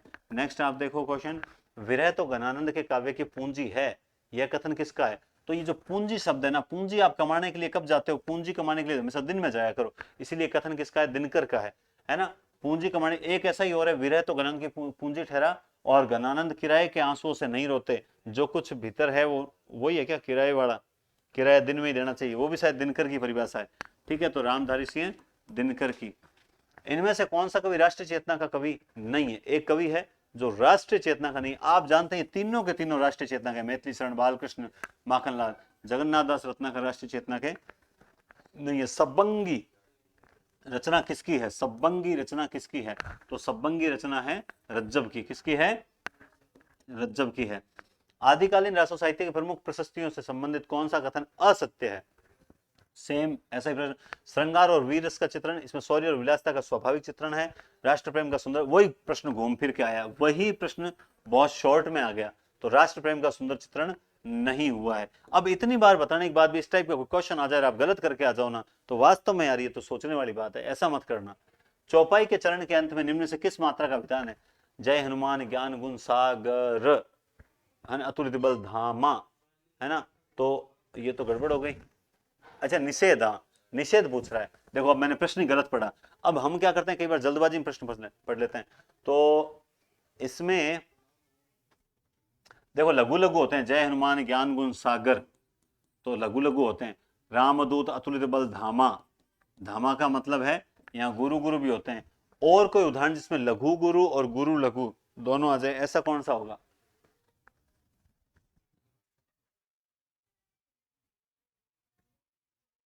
रंगी,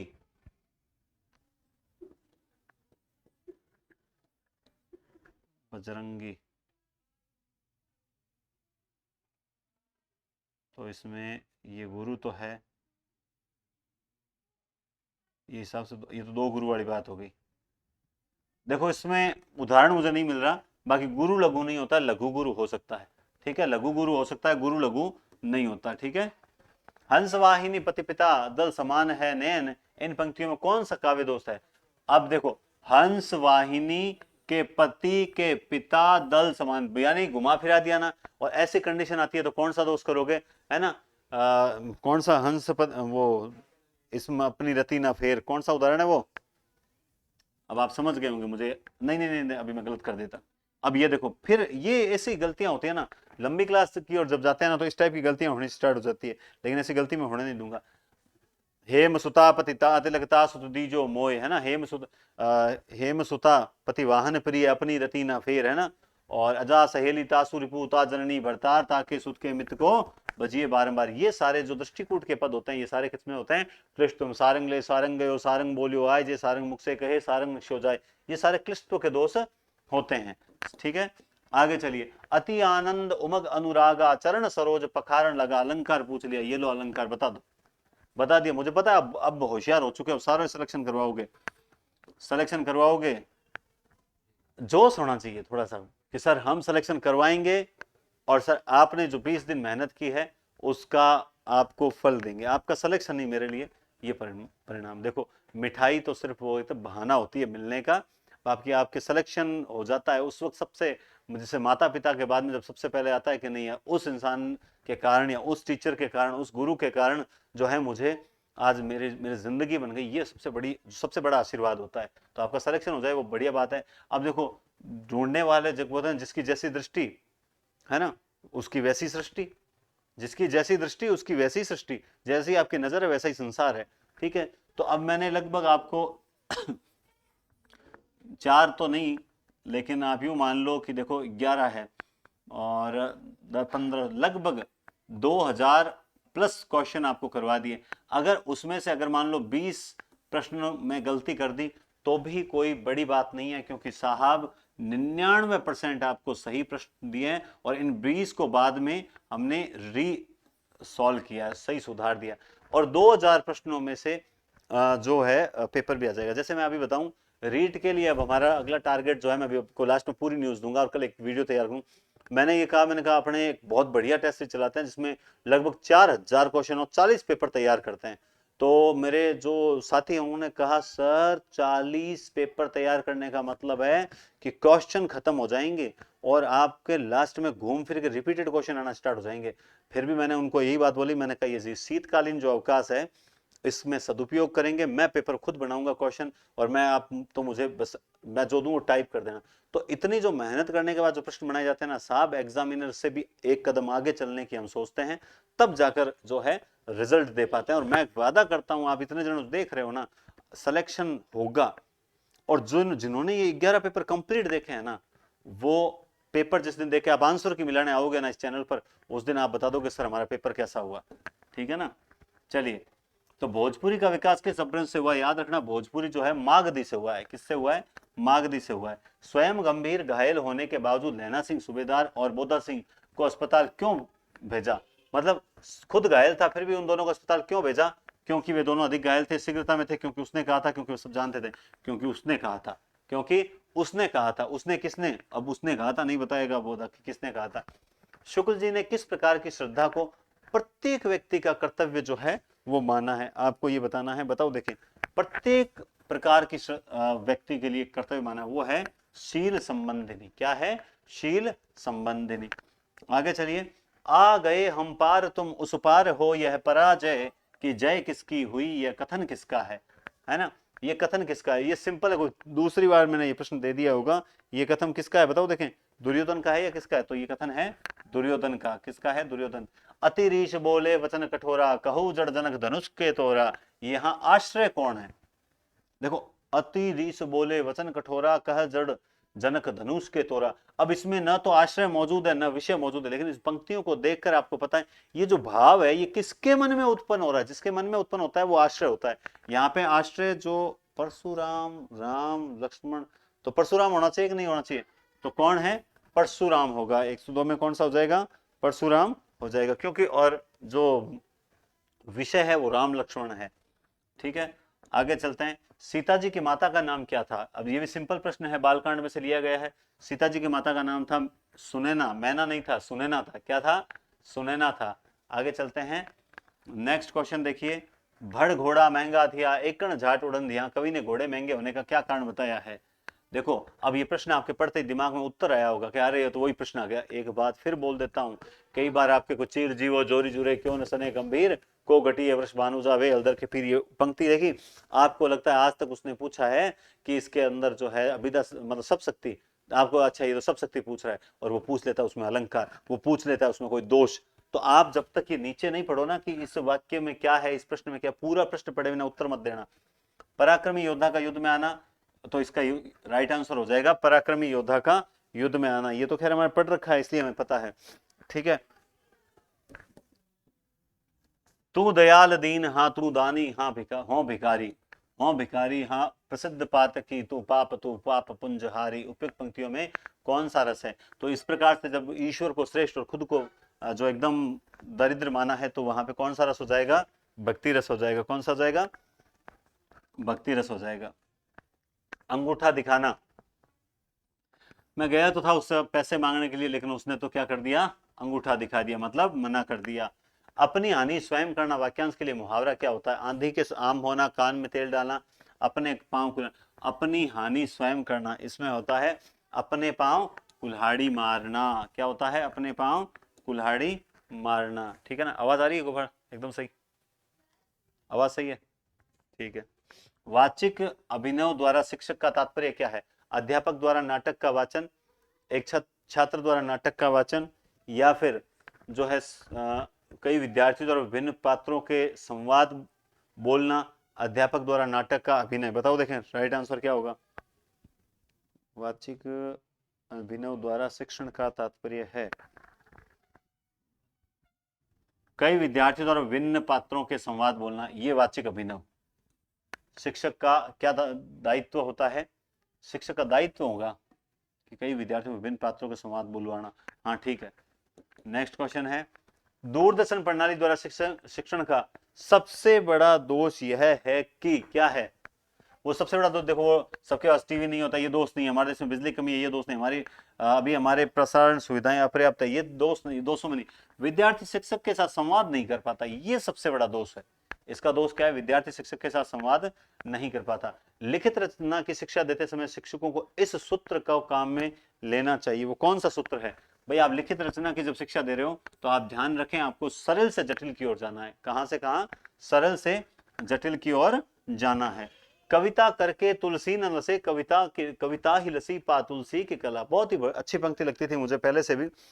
कविता करके तुलसी न लसे, कविता ही लसी पा तुलसी की कला। ये कथन किसका है? ये हरियोध ने लिखा है तुलसीदास जी के बारे में। हरियोध जिन्हें आधुनिक सूरदास कहते हैं, और मैथिली शरण गुप्त जिन्हें आधुनिक तुलसीदास कहते हैं, नागार्जुन जिन्हें आधुनिक कबीर कहते हैं। याद रखना, माटी हो गई सोना, ये किस लेखक का संस्मरण है? बहुत ही बढ़िया क्वेश्चन है ये भी।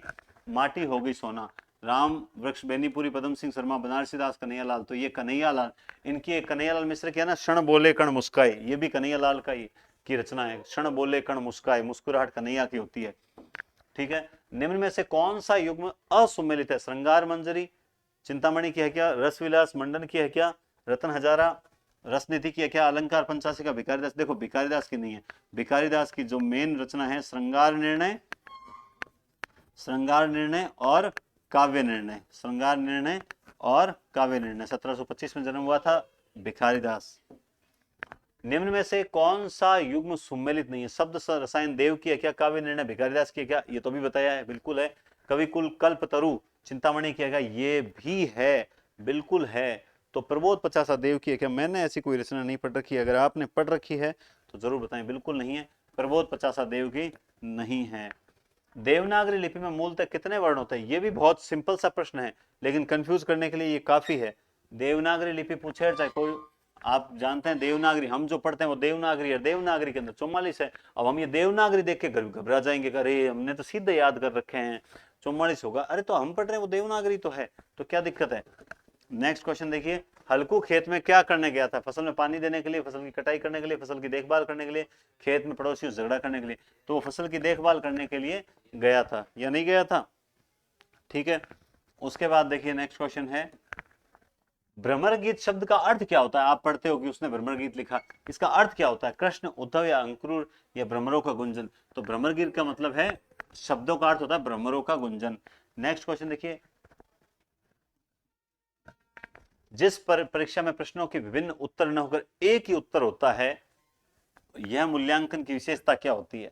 विश्वसनीयता, प्रयोग या वस्तु? जिस प्रश्न में एक ही उत्तर होता है, अभी ये प्रश्न आ गया था वैसे, वो विश्वसनीय प्रायोगिक नहीं बल्कि वो क्या होता है? वस्तुनिष्ठ होता है। यहां पर समझ गए, वो होता है वस्तुनिष्ठ। नेक्स्ट है, निम्न में से कौन सा सही सुमेलित नहीं है? निम्न में से कौन सा सही सुमेलित नहीं है? संदूक के पास पैसे रखे हैं, अधिकरण कारक, संदूक में पैसे रखे हैं, गरीब को घृणा से मत देखो, उपादान, वह 25 वर्ष की युवती है, संबंध, सुरभि के 2 लड़के हैं, तो ये संबंध होगा। यहाँ सुरभि के 2 लड़के हैं, यहां संबंध होना चाहिए, यहां इन्होंने क्या दे रखा है? गलत संप्रदान दे रखा है, संप्रदान को के लिए होता है। दादी ने कहानी सुनाई, वाक्य का कर्मवाच्य बताओ। ये जो एक वाक्य है, दादी ने कहानी सुनाई, इसको आप कर्मवाच्य में क्या करोगे? तो क्या करोगे? दादी के द्वारा कहानी सुनाई गई दादी द्वारा कहानी, कहानी दादी द्वारा सुनाई गई, और सुनाई गई कहानी। अब देखो कितना गजब है, चारों ही ऑप्शन ऐसा लग रहा है जैसे सही हो, लेकिन राइट तो एक ही होता है। और राइट क्या होता है? जब कर्ता के साथ से या द्वारा लगा दो और लास्ट में जाना क्रिया लगा दो, तो ये सही हो जाएगा। समझ गए आप बात? आगे चलते हैं। नेक्स्ट क्वेश्चन है, पद्माकर की अंतिम कृति कौन सी है? कस्ती लिखा हुआ है, ये कृति है।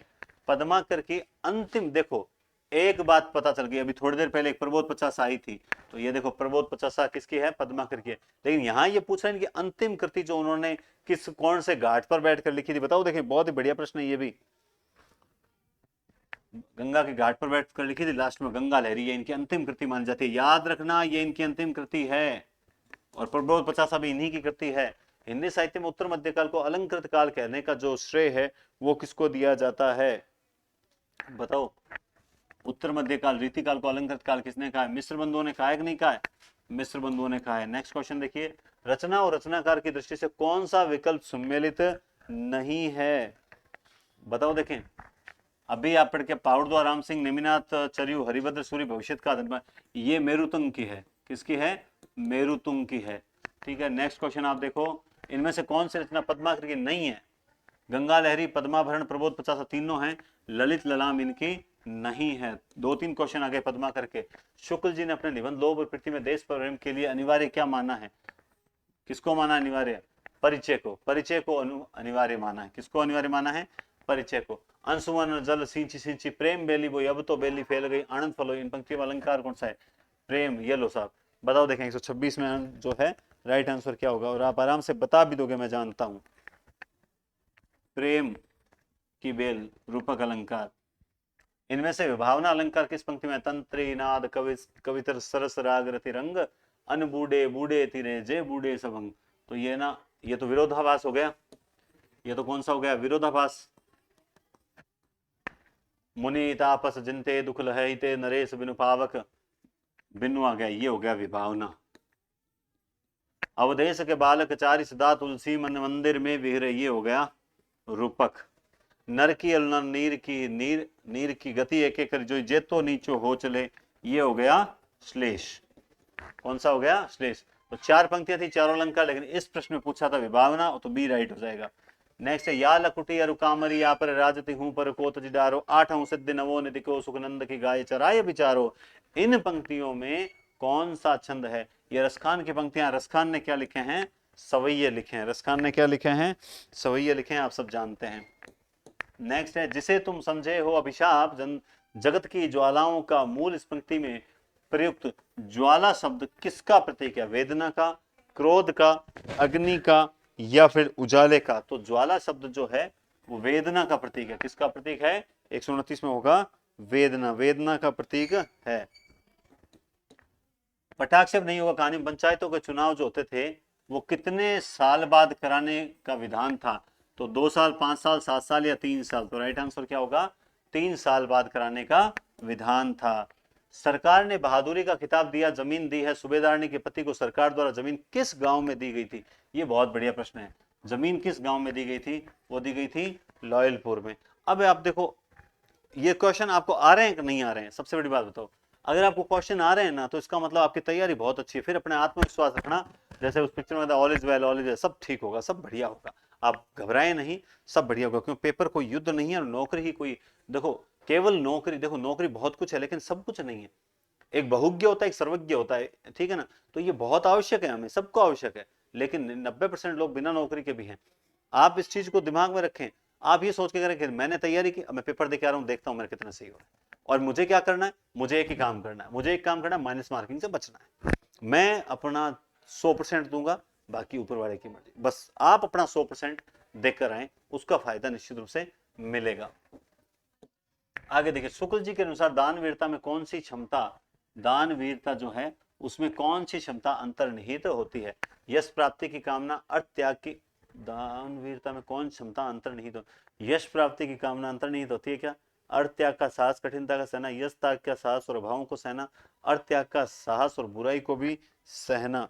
बताओ इसमें, इसमें अर्थ त्याग का साहस रहता है और कठिनता को सहने की हिम्मत रहती है। ना तो उनको अर्थ चाहिए और ना ऐशो आराम। मैं नहीं हूं, तुम नहीं हो, वह नहीं है, यह सब किसकी उंगली से आकाश में बनाए गए चित्र हैं? नंद के इन विचारों में निहित जो भाव है वो भाव कौन सा है? बताओ। देखिए वो भाव है, मतलब ये बता रहे कि अपना कुछ नहीं है, सब कुछ ईश्वर का है, वो है वैराग्य। नेक्स्ट क्वेश्चन आप देखो, नेक्स्ट क्वेश्चन क्या है? हेरत हेरत हे सखी रहा कबीर हिराई, और बूंद समानी समुद्र में जो कत हेरी जाई। यहाँ बूंद और समुद्र किस किस के लिए प्रयुक्त हुआ है? तो आप जानते हैं कि बूंद एक दिन जाकर समुद्र में मिल जाती है, आत्मा एक दिन जाकर कहाँ मिल जाती है? परमात्मा में मिल जाती है। आत्मा एक जाकर परमात्मा में मिल जाती है। प्रत्येक विधि में जिन आधारभूत कौशलों को सीखने का पर्याप्त अवसर मिलता है वे कौन कौन से हैं? बस आपको इतना ही बताना है, वो बताओ कौन सा है। प्रत्यक्ष विधि में किस कौन कौन से कौशलों का विकास होता है? आप जानते हैं, सुबो, सुनना और बोलना, सुनना और बोलना। दल शिक्षण के लिए उपयुक्त कथन है, प्रत्येक दल सदस्य का उत्तरदायित्व पृथक स्तरीय होगा, प्रत्येक दल का सदस्य कार्य लगभग समान होगा, प्रत्येक दल सदस्य का नेतृत्व का कार्य करता है, प्रत्येक दल सदस्य सम विषय शिक्षक ही होता है। बताओ देखिए कौन सा होगा? तो उसका ये जो क्वेश्चन है ना, ये 18 वाली और 16 वाली भर्ती से लिए गए। हमारे टाइम के कुछ क्वेश्चन है और कुछ में हमारे बाद वाली भर्ती के क्वेश्चन है, तो मैंने शिक्षण विधियों के वही क्वेश्चन आपको रिवीजन करवाए हैं। किस विधि में भाषा व्यवहार की दृष्टि के लिए पखवाड़े की तक कार्य गोष्ठी की जाती है? एक पखवाड़े तक कार्य गोष्ठी की जाती है। तो एक मतलब बहुत जैसे सेमेस्टर टाइप होता है, तो जैसे 2 महीने में एक बार आप मिलोगे आकर, ये दूरस्थ शिक्षण विधि में होता है। ये पखवाड़ा शब्द है ना, एक दूरस्थ में आएगा और कहीं आएगा ही नहीं, दूरस्थ में ही आएगा, ठीक है। नेक्स्ट क्वेश्चन देखो, कक्षा में उच्चारण पढ़ाते समय जब अध्यापक पहले बोलता है और बच्चे उसके बाद बोलते हैं, इस विधि को क्या कहते हैं? अरे वाह, ये तो बहुत इजी क्वेश्चन आ गया। ऐसा क्वेश्चन कौन गलत करेगा भाई? ऐसा क्वेश्चन कौन गलत करेगा? मुस्कुराते रहो, हंसते रहो। आप 2 मिनट के लिए, कई साथी जो है ना, कई बहनें हैं जो कमेंट वगैरह नहीं करते हैं, कम ही करते हैं, लेकिन एक बार मुझे आप ईमानदारी से बताओ, इतने दिन आप पढ़े थे, पहले रीट वाला का खेल गजब ही चला था, अब ये रीट भी आ गई, बीच में सेकंड ग्रेड आ गई, फर्स्ट ग्रेड भी हो गई, आप पढ़ ही रहे हो किसी न किसी तैयारी। आप मुझे बताओ, आनंद आने लगा कि नहीं आने? आज से 6 महीने पहले आप क्या थे और आज आप क्या हो? अक्सर लोग कहते हैं कि अरे यार कुछ फायदा नहीं हो रहा, हम 10 साल से तैयारी करें। आप 10 साल से तैयारी नहीं कर रहे हो, आप झूठ बोल रहे हो। तैयारी असली जो आपने की है ना, वो अभी पिछले 2-4 महीनों में की है। वो मतलब ऐसा तो मैं कह दूंगा मैं 30 साल से तैयारी कर रहा हूँ, 31 साल की तैयारी कर रहा हूँ, मैं चौथी क्लास में स्कूल पहली क्लास में स्कूल गया था तब से तैयारी कर रहा हूं। वो तैयारी नहीं है। तैयारी, हकीकत वाली तैयारी कौन सी होती है? जो 1-2 महीने में होती है। अब मैं अब आपको बताऊं, रीट का जो कंपटीशन है ना, वो टॉप पे जाएगा। रीजन, ये जो सेकंड ग्रेड वाले हैं, रीट सबके क्लियर है और सब रीट में बैठेंगे। तो एक बार इनकी प्रैक्टिस बढ़िया हो गई, अब ये राजस्थान जी की भी इनके पढ़ा हुआ है, इनको लगेगा कि अब 2 महीने हैं, अपने इतना पढ़ा हुआ है, एक बार इसी को रिवीजन कर देते हैं, थोड़ा बहुत नया कुछ। मजा देखो आप, मजा आ जाएगा आपको। बड़ा ना, आप 2 महीने और साथ दो, आप में से बहुत से साथी लगेंगे और आप लोग बीकानेर आओगे, आपको बीकानेर के दर्शन भी होंगे, करणी माता के दर्शन करने भी आप जरूर जरूर पधारना। और मैं मां से यही प्रार्थना करता हूं कि आपका हौसला जो है वो दुगुना बढ़ा रहे, पेपर के अंदर आप घबराओ नहीं और बढ़िया तरीके से आप सिलेक्शन भी करवाओ, है ना? सही चल रहा है? समझ गए आप बात? तो आप थोड़ा जोश रखें। मैं जो मेरे घर में भी 5-7 जो साथी हैं, भाई बहन हैं, वो तैयारी कर रहे हैं, मैं उनको एक ही बात बोलता हूं, सिलेक्शन होना ना होना हमारे हाथ में नहीं है, लेकिन आपका बेस्ट करना आपके हाथ में है। आप अपना बेस्ट करके आओ, बाकी आपको घबराने की जरूरत नहीं है। आप बेस्ट दोगे, आपका सिलेक्शन होगा। किसी ने आपसे भी बेस्ट दे दिया तो वो सिलेक्शन ले जाएगा। इसमें कोई सुपर बनना है, पहली पंक्ति में रहना है, तो एक ही चीज को अप्लाई करना, बढ़िया तरीके से पेपर अटेंड करना, जल्दबाजी करना मत। 2.5 घंटे, और मैं कल आपको 2-4-5 चीजें बताऊंगा, आप जरूर उसे देखना जरूर। मैं ईमानदारी से कहता हूं, दिल से बोल रहा हूं एक चीज, आप उस तरीके से पेपर अटेंड कर लेना, आपको लगेगा कि आप जो आते हुए क्वेश्चन थे ना वो गलत नहीं हुए, और जो एकदम ही पढ़े हुए क्वेश्चन नहीं थे ना, वो आपने फिर भी खेला कि देखते हैं 2 में डाउट है, तो उन 2 में डाउट वालों को क्या सोच के हल करना है, आप जरूर देखना। कल एक छोटा सा वीडियो बनाऊंगा और आपका थोड़ा सा मोटिवेशन करेंगे कुछ अच्छी पंक्तियों से, तो जरूर देखना अगर आपको अच्छा लगे तो। चलिए, तो बालक की प्रकृति के अनुकूल विचार विनिमय का श्रेष्ठतम साधन कौन सा है? मतलब बालक की प्रकृति के अनुकूल जो विचार विनिमय होता है वो किस में होता है? वो होता है मातृभाषा में होता है। किस में होता है? मातृभाषा में। आवाज क्लियर आ रही है ना? वो धीरे तो नहीं है? लाल वर्ड से नीचे नहीं जा? हाँ, ठीक है। नेक्स्ट क्वेश्चन है, जब शिक्षक तथा शिक्षार्थी आमने सामने न होकर भी शिक्षक कार्य में संलग्न रहते हैं तो वह शिक्षण पद्धति कौन सी होती है? समूह शिक्षण, सैनिक शिक्षण, दूरस्थ या प्रयोजन? तो कौन सी होती है बताओ? देखिए 140 नंबर क्वेश्चन पे हम पहुंच चुके हैं।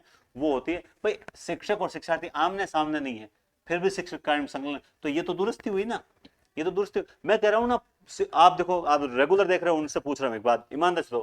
मैंने आपको शिक्षण दिया जितनी बार करवाई है ना, आपको क्या बताया? मैंने कहा देखो प्रश्न में ही उत्तर छिपा होता है। मैंने कहा देखो इस शब्द से ये उत्तर निकल रहा है, इस शब्द से ये उत्तर, बताया कि नहीं बताया? तो पेपर अटेंड करने का तरीका होता है साहब, मजा आ जाएगा, खुश रहकर पेपर तैयारी करना। इनमें से कौन सा लेखक या कवि भारतेंदु मंडल का है? अब की बार क्या पूछ रहा है पूछ रहा है। तो ठाकुर जगमोहन सिंह, रामचरित, सत्यनारायण नाथ। अब आप बता दो, आप जब भारतेंदु मंडल के 7-8 कवि पढ़ते हो तो इनमें से कौन सा कवि है जो आप पढ़ते हो और बाकी 3 आप भारतेंदु मंडल में नहीं पढ़ते हो? आप बताओ देखें। बहुत आप जानते हैं, आप जगमोहन को पढ़ते हो, इन तीनों को ही नहीं पढ़ते हो। राइट आंसर ये है। नेक्स्ट क्वेश्चन, इनमें से प्रगतिवाद के संबंध में कौन सा कथन सत्य नहीं? प्रगतिवादी कवि में शोषितों के प्रति सहानुभूति है, शोषण का तीव्र विरोध है, स्थूल सौंदर्य के स्थान पर सूक्ष्म सौंदर्य का चित्रण है, स्थूल के प्रति सूक्ष्म का विद्रोह। प्रगतिवादी कवि में धर्म और ईश्वर के प्रति अनास्था, ये तो ठीक है यार, ये स्थूल के प्रति सूक्ष्म सौंदर्य का चित्रण नहीं है। सूक्ष्म सौंदर्य तो छायावाद में है। इन्होंने क्या किया, सूक्ष्म के बाद स्थूल, सूक्ष्म के सौंदर्य के स्थान पर स्थूल का सौंदर्य लिया था, ये राइट होगा। प्रगतिवाद उपयोगितावाद का ही दूसरा नाम है। ये पंक्ति मैंने ऑफलाइन वाले अगर स्टूडेंट पेपर देख रहे हैं तो मैंने हजारों बार उनको कही, मैंने कहा ये पंक्ति पढ़ लेना, इस टाइप की पंक्तियां आ सकती है। करे भगवान ये पंक्ति आ जाए, मैं और ज्यादा नहीं, ये क्वेश्चन आ जाना चाहिए, ये वास्तव में पेपर में आए वैसा क्वेश्चन है ना? अब मैंने इतना जोर दे दिया ना इस बात पे, यूं घुमा फिरा कर दिया, अब आपको याद रहेगा। उपयोगितावाद का दूसरा नाम है यदन दुलारे वाजपेयी की पंक्ति है।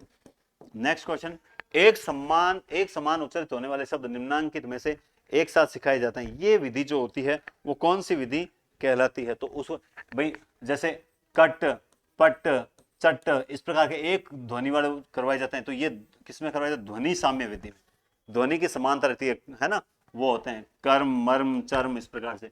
शिक्षण सामग्री का प्राथमिक रूप से चयन किसको करना चाहिए? शिक्षक को, प्रधानाचार्य को, छात्रों को, विद्यालय परिषद को? तो बताओ। तो शिक्षण सामग्री का जो चयन होता है वो शिक्षक ही करता है। कौन करता है? वो शिक्षक ही करता है। नेक्स्ट क्वेश्चन आप देखेंगे, पाठ्यक्रम में तैयार करने में किसका सबसे अधिक रखना पड़ता है?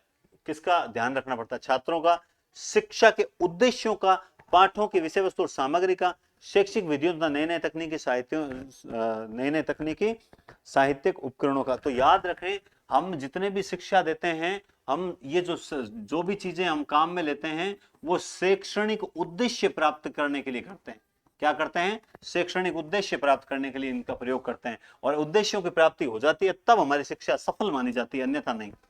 बुनियादी शिक्षा का जनक किसको कहा जाता है? बुनियादी यानी बचपन से ही बच्चे को विकास होना चाहिए, महात्मा गांधी ने कहा था। और 148 नंबर क्वेश्चन आ चुका है, पंत द्वारा रचित प्रथम और अंतिम छायावादी। क्या बात है, सिंपल सी चीज पूछी, ये पानी नहीं है, वाणी है। क्या पूछी? प्रथम और अंतिम छायावादी रचना पूछी है ना। बताओ, बहुत ही बढ़िया। प्रथम और अंतिम छायावादी रचना कौन सी है? यार ये प्रश्न थोड़ा सा अजीब सा लग रहा है मुझे।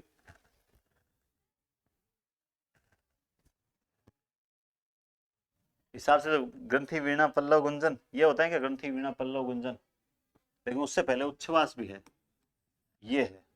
गुंजन लास्ट में आएगी, ठीक है, गुंजन लास्ट में, बी ऑप्शन राइट होगा। बढ़िया प्रश्न है, ये भी प्रश्न आया हुआ प्रश्न है, मैंने नहीं पूछा, ये मैंने सिलेक्ट किया हुआ प्रश्न है। समस्या पूर्ति किस विधा की विशेषता, मतलब किस युग की विशेषता है? समस्या पूर्ति जो है वो किस युग की विशेषता मानी जाती है? बहुत ही अच्छा प्रश्न है। आप जानते हैं समस्या पूर्ति जो थी वो भारतेंदु काल तक थी, क्योंकि चली आ रही थी, भारतेंदु में समस्या पूर्ति थी। उसके बाद में है चरण धरत शंकाकृत भावत नींद न शोर, सुवर्ण को ढूंढत फिरे कवि कामी और चोर। तो इस वाक्य में शब्द शक्ति कौन सी है? तो सुवर्ण श्लेष अलंकार है, श्लेष है तो कौन सा हो जाएगा? शाब्दी व्यंजना हो जाएगी। कौन सी हो जाएगी? शाब्दी व्यंजना। हाँ, 151 नंबर क्वेश्चन मैं बता दूं, चले मत जाना, अभी तक क्लास जारी है, अभी तक क्लास जारी है। पूरे 201 क्वेश्चन नहीं बल्कि 201 के बाद में कुछ स्पेशल है, आपको बताएंगे क्या है स्पेशल है, कौन सी ट्रिक्स है, क्या चीज है, ऐसी क्या न्यूज है जो 201 के बाद आएगी। तैयार रहना। देत चापू आप ही चली गए परशुराम मन विस्मय भय। इन पंक्तियों में व्यंजित रस कौन सा है? देत चापू आप ही चली गए, है ना, और परशुराम मन विस्मय। अच्छा अच्छा, देखो देखो ध्यान से देखना, शब्द क्या आया? विस्मय। विस्मय शब्द आते ही इसमें व्यंजित रस कौन सा? वीर, अद्भुत, रौद्र, श्रृंगार, कौन सा करोगे? मैं कहता हूं ना, प्रश्न खुद उत्तर बताता है। आप लोग पेपर में 50 से ज्यादा प्रश्न, तो प्रश्नों से उत्तर निकाल लोगे, हिम्मत रखना। अगर मैं इतना बड़ा तो नहीं हूं, ठीक है, लेकिन इतना कहूं, मुझे नहीं, आप जो भी अपने इष्ट हैं, आराध्य है, मैं ये नहीं कहता कि मेरा इष्ट ही आप मानो, वो बात आपका जो भी इष्ट है, आराध्य, उसको एक ही बात बोल के पेपर देने बैठना कि आज हम अपना 100% देने आए हैं, हमारे जो इतने कर्म किए गए उनको आज यहाँ सौंपने आए हैं, बस। और अच्छे से पेपर हल करना, और रात में लंबी लंबी 2-3 सांसें खींचकर आराम से पेपर अटेंड करना। हम जीतेंगे, सुनिश्चित जीतेंगे। मैं आपको बीच में, आज मुझे पता है आज कोई बात नहीं, थोड़ी लंबी हो तो होने दो, मैं भी तो थक रहा हूं। मैं बताऊं, देखो 8वीं तक कभी फर्स्ट डिवीजन नहीं बनी थी, मैं आपको बता दूं, 8वीं तक कभी फर्स्ट डिवीजन नहीं बनी थी, लेकिन जब भी 3-4 नंबर आते थे ना, तो एक बात जरूर बोलता था मैं टीचर को। जैसे वो जो 9-9 नंबर वाले चिढ़ाते थे कि हमारे 9 आए, 4 आए, तुम कुटी जोगे, आज मार खाओगे, गुरुजी ठोक की, है ना। तो ऐसी ऐसी बातें बोलते थे, पीटेंगे आज, ये करेंगे, मुर्गा बनाएंगे।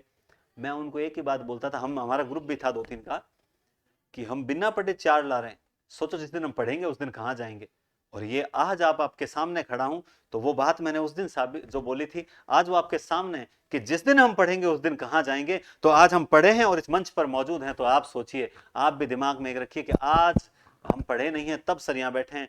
मैं चाहता हूं कि आप लोग आए और यहाँ पर खड़े रहें, आप लोग हमारे स्टूडेंट नहीं, स्टाफ साथी कहलाओ। मैं उस दिन का इंतजार करूंगा और आप लोग वो जरूर आओगे, वो दिन भी जरूर आएगा। तो इसलिए आत्मविश्वास जो है ना, वो एकदम टॉप लेवल पर रहना चाहिए। हार जीत, अब मैंने ये रामचंद्र शुक्ल के निबंध पढ़े थे अभी, तो शुक्ल निबंध में एक जगह लिखा था कि जो शूरमा होते हैं, जो वीर होते हैं, जो योद्धा होते हैं, वो न तो हार का गम करते हैं, न जीत का उत्साह मनाते हैं, ठीक है ना। तो हम न हार का गम करेंगे, न जीत का उत्साह मनाएंगे, हम अपने कर्म की ओर प्रवृत्त रहेंगे और कर्म पर मार्ग पर चलते हुए सफलता को सुनिश्चित रूप से प्राप्त करेंगे। क्योंकि मेरा अटल वाक्य है, विजय सुनिश्चित है, विजय सुनिश्चित है, विजय हमारी होकर रहेगी। तो नेक्स्ट क्वेश्चन पे चलते हैं। हैं? नहीं, आज कल नहीं, परसों पेपर है हमारे हिंदी वाले स्टूडेंट्स का। चलिए, पुरातनता का यह निर्मोह सहन करती न प्रकृति पल एक छायांकित शब्द का अर्थ क्या है? कैंचुली, निर्भर, निर्भय या नवीनता? तो बताएं फटाफट, इसका राइट आंसर क्या हो जाएगा? हाँ देखो कुछ क्वेश्चन स्नातक वाले मुझे थोड़ा देखने की जरूरत पड़ जाती है, बाकी व्याकरण साहित्य और काव्य शास्त्र में नहीं पड़ती, तो इसका निर्मोह का अर्थ होता है कैंचुली। नेक्स्ट क्वेश्चन है, सबकी समरसता का प्रचार यह सुत सुन मां की पुकार, ये पंक्तियां किसने कही थी? सबकी समरसता का प्रचार ये मेरे सुत सुन मां की पुकार, तुम मेरे मां की पुकार को सुन, ये पंक्तियां श्रद्धा ने कही थी, मनु ने कही थी, ईड़ा ने कही थी, या मानव ने कही थी? बताओ। देखें तो आप जानते हैं यहां पे इसका कोई रोल नहीं है, इन दोनों का। एक बात याद रखना, ऑप्शन में ये आए, इनका कोई रोल नहीं है आपके सर्क के अंदर। अब की पिछली बार तो ये मानव और ईड़ा दोनों थे, इस बार क्या है कि आपके सिलेबस में ये दो ही चल रहे हैं, पूरा वार्तालाप इन्हीं का है, तो फालतू इन पे कोई तुक्का लगा मत आना, पहले से बोल रहा हूं, लगाओ ना तो इन दो में से लगाना। और एक आपको खास बात बताता हूं, अगर पसंद आ जाए तो लाइक ठोक देना, शेयर ठोक देना। आज क्या बताता हूं, अगर कोई भी सकारात्मकता की बात कर रही है कि भाई मतलब जैसे क्या कहते हैं, पतझड़ में वसंत आ गया है ना, अंधेरे इसमें उजाला आ गया, सकारात्मकता की बात करेगी वो पूरे इसमें श्रद्धा करेगी, और जो जो रोना रोएगा नकारात्मकता की बात करेगा, अब क्या है जीवन कुछ नहीं है, नश्वर है, ये है, वो है मनु। तो हमें इस पेपर में बैठने से पहले श्रद्धा बनना है, न कि क्या बनना है, मनु। मनु नहीं बनना है, हमें क्या बनना है, श्रद्धा बनना है, क्योंकि हम करेंगे सकारात्मकता की बातें। इन दोनों पे तो जाना ही नहीं है। बताओ बढ़िया चीज बताई कि नहीं बताई? पढ़ने का तरीका होता है साहब, इसीलिए तो 10-12 दिन लूंगा, सेट के लिए पूरा सिलेबस तैयार करूंगा। अगर इच्छा हो साहित्य को जानने की, काव्य शास्त्र को उंगलियों पे करने की, तो जनवरी में जरूर आइएगा, आपको सेट की तैयारी करवाएंगे, सेट और अगली नेट की, सेट और नेट की तैयारी में उतरेंगे और बहुत बढ़िया तैयारी करवाएंगे। माया दीपक नर पतंग ब्रह्मी ब्रह्मी इवे पड़न, कबीर ने संसार को किसके समान बताया? दीपक के समान जलाने वाला, ज्योति के समान प्रकाश दिखाने वाला, पतंगे के समान जलाने वाला, गुरु के समान ज्ञान वाला। 154 नंबर क्वेश्चन में बताओ। देखे तो ये तो बहुत बार पेपर में आया हुआ है, दीपक के समान जलाने वाला। नेक्स्ट है, एक डंडी गिण एक री भूले कुल स्वभाव, यहाँ कवि ने किसकी निंदा की है? तो एक डंडी मतलब यहाँ गुलाम शासकों की निंदा की है। किसकी है? गुलाम शासकों की निंदा की है। नेक्स्ट है, तन मन धन करी वारने हृदय धर लीजे हो, यहाँ वारने शब्द का क्या अर्थ है? यहाँ वारने शब्द का अर्थ हो जाता है दोस्तों न्योछावर। क्या हो जाता है? न्योछावर। कबरी ठाडी पंत निहारा अपने भवन खड़ी, इस पंक्ति में मीरा का कौन सा भाव है? प्रतीक्षा, मिलन, वियोग। ये तो बढ़िया प्रश्न है भाई। कबरी ठाडी पंत निहारा अपने भवन खड़ी, इस पंक्ति में क्या होगा बताओ। देखें इसमें क्या होगा, इसमें तो मिलन वियोग तो नहीं, प्रतीक्षा ही है, प्रतीक्षा ठीक है। नेक्स्ट क्वेश्चन देखिए, निम्नलिखित में से मूल्यांकन की विशेषता नहीं है। प्रश्न को ये नहीं वाले है ना, एक दो गलत करा देते हैं, ध्यान से पढ़ लेना। मूल्यांकन बहुमुखी होता है, मापन अनिवार्य है, मूल्यांकन क्षेत्र व्यापक है, मूल्यांकन एकांगी होता है। प्रश्न तो जबरदस्त है, लेकिन मूल्यांकन एकांगी कैसे हो सकता है? एक अंगी थोड़ी होता है, मापन है मूल्यांकन होता है साहब, एकांगी नहीं होता। भाववाच्य वाला वाक्य इनमें से कौन सा है? भाववाच्य वाला वाक्य इनमें से कौन सा है? देखो लड़के थोड़ा सा है ना, मैंने कल थोड़ा सा जब गौरव जी सर से चर्चा हो रही थी, तब मैंने एक देखा कि मेरे चैनल का उन्होंने रिव्यू रिपोर्ट भेजा था कि लगभग 2.5 मिलियन व्यूज आए हैं अपने चैनल पे। बहुत अच्छी बात है ये, 2.5 मिलियन। समझ रहे हो आप बात? लगभग 50 लाख से ऊपर चल रहे हैं। कितने 50 2.5 कितने होते हैं? चलो 20-25 लाख होंगे, ठीक है। तो बहुत बड़ी बात है अपने चैनल में अभी तक।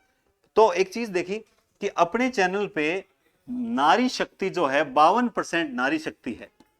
जो नारी शक्ति है यानी महिलाएं जो है, क्योंकि हिंदी में महिलाएं अधिक है, तो 52% जो है महिलाएं, और 48% जो है वो अपने पुरुष, जो मैं यहां शक्ति कहूंगा तो इन्हें वीर कहूंगा, पुरुष। तो देखिए महिलाओं का अनुपात यहां पर ज्यादा है। मैं साथ में लड़कों से ये कहना चाहूंगा, भैया सबसे ज्यादा नौकरी देखो सबको जरूरत है, इसको अदर में मत लेना, लेकिन लड़कों नौकरी अपने को जरूरत है ना। और थोड़ा सा कोशिश करें कि जहां जो बढ़िया चीज मिले ना उसको, या देखो हर चीज का एक समय होता है। एक समय मुझे क्रिकेट वगैरह बहुत पसंद था, खेलते थे, आज मुझे टीचिंग बहुत पसंद है। तो सबको होता बढ़िया तरीके से पढ़ो और फटाफट नौकरी जितना जल्दी हो सके अपने आपको कामयाब देखो। तो थोड़ा सा रेगुलर पढ़ा करो। और नारी शक्ति तो मेहनत कर ही रही है, उनके स्ट्रगल को तो प्रणाम है, उनको तो जीता ही नहीं जा सकता। आप सभी को मेरा प्रणाम है।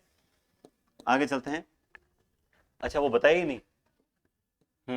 भाववाच्य वाला वाक्य इनमें से कौन सा? मालती खाना खाती है, रमेश खाना खा सकता है, इमेज से दौड़ा नहीं जाता, रक्षा दौड़ नहीं सकती।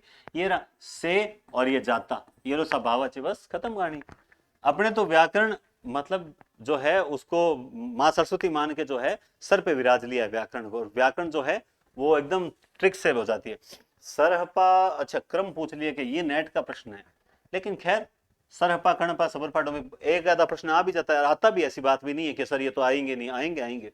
देखो आपको पता भी होना चाहिए, देखो सरहपा तो ये तो आएगा एक नंबर पे, ये यानी ये तो उत्तर होगा ही नहीं। अब आई बात, देखो ये है 769, ये है 780, ये है 820 और ये है 840। ये लो साहब, सरहपा सबरपा कणपा डोंबिपा, क्या बात है, शाबाश, मुझे याद है ना, याद आ गया, देख लो एकदम सही आया, सरहपा सबरपा कणहपा और डोंबिपा। आगे चलिए, इनमें से कौन सी रचना सेनापति की है? श्रृंगार निर्णय, कवि कुल कल्पतरु, छंदमाला और कवित रत्ना। सेनापति की तो दिमाग में आते ही आ गई होगी, कवित रत्नाकर, याद हो जाता है साहब। जब आप है ना किसी सब्जेक्ट में, मतलब वो कहते हैं ना, अन बूढ़े बूढ़े तिरे जे बूढ़े सब, एक बार अगर डूब जाओ ना तो हिंदी में तर जाओगे। माँ के माथे पे लगी बिंदी अच्छी लगती है, कुछ इसलिए भी हमें हिंदी अच्छी लगती है। तो यूं है कि हिंदी में डूब जाओ, हिंदी आपको तिरा देगी। और जीके इतना स्ट्रॉन्ग कहाँ था, लेकिन जीके में मैंने बहुत अच्छा, हिस्ट्री में एमए करने के बाद में जीके भी मेरा अच्छा था, ऐसी बात नहीं है, इतना कमजोर नहीं था। जीके मनोविज्ञान वो पार्ट भी मेरा बहुत अच्छा है। इंडिया जीके थोड़ा कमजोर है, इसमें नहीं कोई बात नहीं, लेकिन फिर भी बहुत जबरदस्त तैयारी के साथ निकल के आया था मैं। कौन सी रचना को पांचवा वेद कहा जाता है? बहुत ही बढ़िया प्रश्न है, बताओ, देखें इंपॉर्टेंट प्रश्न है, कौन सी रचना वेली कृष्ण रुक्मणी को पांचवा भेद कहा जाता है? नेक्स्ट क्वेश्चन देखिए, इन तन की दीवा करो बाती मेला जीव, लोही सींचो तेल ज्ञान, तव मुख देखा पीव, प्रस्तुत उदाहरण किस छंद का है? ये इसमें कौन सा, इन तीव की, इन तन की दीवा करो, प्रश्न तो बहुत बढ़िया दे दिया भाई, बताओ देखें 163 में। इसमें हो जाएगा, इसमें रोला तो नहीं है, लास्ट में क्या पंक्ति आ रही है, जा 163, तो ऐसे प्रश्न होते हैं ना थोड़े, लेकिन हाँ, बाती मेला जीव लोही, यहां से शुरू होगी दूसरी पंक्ति जा, ठीक है, इसमें दोहा, दोहा ही होगा, दूसरा नहीं होगा, क्योंकि ये लास्ट पीयू और ये जीव, ठीक है, दोहा ही है। नेक्स्ट है, हिमाद्री तुंग सुंग से प्रबुद्ध शुद्ध भारती, समुज्वला स्वतंत्रता सुवंत, है ना, पुकारती, तो बहुत बढ़िया है, ये तो मुझे फेवरेट है मेरा। वीर रस है क्या ये? वीर रस है। और ओजगुण है, ओजगुण है। संत काव्य के संदर्भ में, ये दो प्रश्न अब अच्छे आ गए भाई, एक्टिव हो जाओ। संत काव्य के संदर्भ में कौन सा कथन गलत है? संत काव्य आत्मानुभूति पर अधिक बल देता है, धार्मिक रूढ़ियों परंपराओं का अंधानुकरण का विरोध करता है, संत काव्य शास्त्रीय ज्ञान को परम आवश्यक माना गया है, संत काव्य भाषा जन सामान्य भाषा है। आप जानते हैं इन्होंने शास्त्रीय ज्ञान का विरोध किया है, तो ये राइट होगा, है ना। कब तू कहता का नहीं, शास्त्रीय ज्ञान का पोथी पोथी पोथी पोथी पढ़ जग मुआ पंडित भया न कोई, है ना। तो जो वेदों को पढ़ने के लिए मना किया उन्होंने, व्यवहारिक ज्ञान पर बल दिया। सूफी प्रेमाख्यान काव्य के संदर्भ में इनमें से कौन सा कथन असत्य है? शुक्ल के अनुसार प्रेमाख्यान काव्य में नायिका की अपेक्षा नायक को विरह का अधिक महत्व। बिल्कुल, सूफी काव्य में नायक में विरह अधिक है। सूफी काव्य अधिकांशतः मुक्तक रूप में लिखे गए हैं। सूफी काव्य में कथानक रूढ़ियों का प्रयोग मिलता है। सूफी काव्य में ऐतिहासिक अनऐतिहासिक पात्रों की गाथाओं के साथ साथ रचयिताओं की कल्पना शक्ति का योग भी न्यूनाधिक मात्रा में हुआ है। ये प्रश्न थोड़ा सा अच्छा प्रश्न है, बताओ देखें इसका राइट आंसर क्या होगा। मिल गया होगा आपको। देखो, इन्होंने मुक्तक काव्य नहीं लिखे, इन्होंने प्रबंध काव्य लिखने का प्रयास, पूरी कथा चलती है, पूरी कथा चलती है, इन्होंने प्रबंधात्मक अधिक लिखे हैं। और जान कवि तो आपको पता है टोटल 78 ग्रंथ लिखे हैं और 29 प्रेमाख्यान लिखने वाला जान कवि है। अधिगम अनुभव केंद्रित इकाई योजना में निम्न में से किस पर अधिक बल दिया जाता है? छात्र की अनुक्रिया, शिक्षक अनुक्रिया, पाठ्य पुस्तक व अनुक्रिया दोनों पर या पाठ्यक्रम पर? बताओ देखिए किस पर दिया जाता है। तो ये जो इकाई योजना होती है ना, इसमें छात्र की अनुक्रिया पर अधिक बल दिया जाता है। नेक्स्ट क्वेश्चन आप देखिए, पर्यवेक्षित अध्ययन विधि का विकास किस स्तर पर शिक्षण को ध्यान में रखकर किया गया है? चिंतन, ये स्मृति है, स्मृति स्तर, बोध स्तर या अवबोध? बताओ देखो 168 नंबर में, जल्दी से, गजब प्रश्न है ये भी, है ना। तो पर्यवेक्षित अध्ययन विधि, ज्ञान बोध होना चाहिए, बोध स्तर। कौन सा स्तर होगा? बोध स्तर होगा, ठीक है। कौन सा युग्म नहीं है? आत्मजयी कुंवर नारायण की है, जंगल का दर्द, कुआनो नदी, ये भी सर्वश्री सक्सेना की है, ठंडा लोहा भारती के, सतपुड़ा के जंगल, इनकी नहीं है। ये तो शमशेर बहादुर सिंह के नहीं है कि सतपुड़ा के जंगल। नेक्स्ट, आदिकाल के नामकरण से संबंधित अंधकार काल, कमल कुल श्रेष्ठ, उद्भव काल, वासुदेव, विरोधो व्याघाति का युग, हजारी प्रसाद द्विवेदी, असत्य है, कोई सही असत्य नहीं है। असत्य है क्या भाई इसमें? बताओ, मुझे तो नहीं लग रहा, कोई नहीं लग रहा है। विरोधों और व्याघातों का युग हजारी प्रसाद द्विवेदी ने कहा है। अब कहीं गलती से ये मत कर देना कि आदिकाल का है, वो तो कहा है लेकिन इसको दूसरे नाम से भी पुकारा है हजारी प्रसाद द्विवेदी ने। अवध विलास किसकी रचना है? ये तो आप जान के, अवध विलास किसकी? अवध है लालदास की है। किसकी है? लालदास की रचना है अवध विलास। अगला प्रश्न कौन सा है? सूरदास के श्रृंगारी पदों की रचना बहुत कुछ विद्यापति के पदों पर हुई है, यह किसका कथन है? ये तो आप जानते ही हैं, ये इस प्रकार के कथन शुक्ल के ही हैं। सूरदास के बारे में जो कुछ बोलेगा ना, सूर और तुलसी के बारे में जो कुछ बोलेगा उसमें 90% नहीं बल्कि 99% शुक्ल ही बोलेगा। किसके आग्रह पर तुलसी ने बरवे रामायण लिखी थी? आप जानते हैं बरवे रामायण किसके? देखो, वो जो दोहावली लिखी थी ना, वो तो गंगाराम के लिखी थी, बाकी ये रहीम के लिखी थी। रहीम के आग्रह पर बरवे रामायण बरवे छंद में लिखी गई रचना है। अष्टछाप के कवि में सूरदास के उपरांत किसे सर्वाधिक महत्व दिया? मतलब सूरदास सबसे प्रभावशाली था, बाकी उसके बाद में किसी को महत्व दिया है तो और कवि गढ़िया नंददास जड़िया आता है, और कवि गढ़िया नंददास जड़िया। तुलसीदास द्वारा रचित कौन सा काव्य ग्रंथ अवधि भाषा का है? बरवे रामायण, गीतावली, विनय पत्रिका, कौन सा ग्रंथ अवधि भाषा का है? तो ये तो साहब पता चल गया हमें अवधि, लेकिन इससे ये भी पता चलता है ये 3 अवधि भाषा के नहीं है। ये भी बहुत बढ़िया प्रश्न है भाई, 175 नंबर, ताकि पता तो चले कि हाँ ये अवधि भाषा के नहीं है ना? ठीक है, भाषा, अच्छा, हाँ ठीक है सही, राइट है। मैं भी कंफ्यूज हो रहा, सरल प्रश्न में। निम्न में से असंगत युग, नसिकेत तोपाख्यान सदल मिश्र की है, सुख सागर सुखलाल की श्रृंगार स्मंडन, विठलनाथ लाल चंद्रिका इंशाअल्लाह खां की नहीं है। इनकी तो कौन सी है? रानी केतकी की कहानी है, रानी केतकी की कहानी, या फिर इसका दूसरा नाम क्या है? उदय भानचरित, उदय भानचरित ये है इनकी। तो राइट आंसर होगा डी। इनमें से कौन सी रचना मैथिली शरण गुप्त की नहीं है? किसान, पंचवटी, यशोधरा, वेदई वनवास। मैथिली शरण गुप्त की ये नहीं है, वेदई वनवास है ना, प्रिय प्रवास, चुपते चौपदे, चोखे चौपदे, ये नहीं है। इनमें से कौन सी रचना अयोध्या सिंह उपाध्याय की नहीं है? तो वेदई वनवास है, प्रिय प्रवास है, रस कलश है, लेकिन द्वापर नहीं है। ये इंपॉर्टेंट है भाई, ध्यान रखना है ना, ये इनकी इंपॉर्टेंट रचना है। द्वापर जो है वो किसकी है? मैथिली शरण गुप्त की रचना है। नेक्स्ट, ज्ञान राशि के संचित कोश का नाम ही साहित्य। बहुत बढ़िया कोटेशन है ये भी, ज्ञान राशि के संचित कोश का नाम ही साहित्य है। किसके कथन है? ये महावीर प्रसाद द्विवेदी का कथन है, इंपॉर्टेंट है, ध्यान रखना, ठीक है, ये महावीर प्रसाद द्विवेदी का है। नेक्स्ट क्वेश्चन है, द्विवेदी युगीन कविता के संदर्भ में इनमें से कौन सा कथन गलत है? द्विवेदी युगीन कविता में राष्ट्रीयता का अभाव है, युगीन कविता में नीति और आदर्श की प्रधानता सही है, काव्य में वर्ण्य विषयों का विस्तार हुआ है, क्योंकि इसमें वर्ण्य विषयों का विस्तार समझ गए, इसमें इतिवृत्तात्मकता है। क्या है? इतिवृत्तात्मकता है। वर्ण्य विषयों का विस्तार मतलब होता है इतिवृत्तात्मकता। द्विवेदी युगीन काव्य में सभी काव्य रूपों का प्रयोग हुआ है, सभी काव्य रूपों का प्रयोग हुआ है। मेरे ख्याल से ये राष्ट्रीयता का अभाव कहाँ गया? जहां पे भारती जैसी चीजें लिखी जा रही थी वहां राष्ट्रीयता का अभाव कहां से आ सकता है? नेक्स्ट, इनमें से छायावाद की विशेषताओं संबंधित कौन सा विकल्प सही नहीं है? मुझे ये क्वेश्चन प्रवृत्तियों के इसलिए लाया हूं कि मैडम ने एक मैसेज किया था, कोई मैडम है, कमेंट किया था कि सर एक बार प्रवृत्तियां बता दो, तो मैंने लगभग हर काल की कुछ प्रवृत्तियां लेके आ गया। इनमें से छायावाद की विशेषताओं से संबंधित कौन सा विकल्प सही नहीं है? आत्मानुभूति की अभिव्यक्ति, कल्पना की अतिशयता, सूक्ष्म के प्रति स्थूल का विद्रोह, सौंदर्य के प्रति अत्यधिक आकर्षण, ना भया आरी, स्थूल के प्रति सूक्ष्म का विद्रोह है। सूक्ष्म के प्रति स्थूल का विद्रोह तो याद रखना प्रगतिवाद में होता है, प्रगतिवाद में होता है, ठीक है ना। नेक्स्ट, क्यों बसी है क्यों निभाई है नीति नेह पुरानी, लगा लगी लोइन करे नाहुक मन बंदी जाही। ये बहुत, हाँ, क्यों निभाई नीति नेह पुरानी, लगा लगी लोइन करे नाहक मन बंधु जाही। हाँ, मतलब लगते तो नेत्र हैं, बंधता मन है, काम कोई और करता है, परिणाम कोई और भुगतता है। असंगति अलंकार। कौन सा अलंकार है? असंगति अलंकार।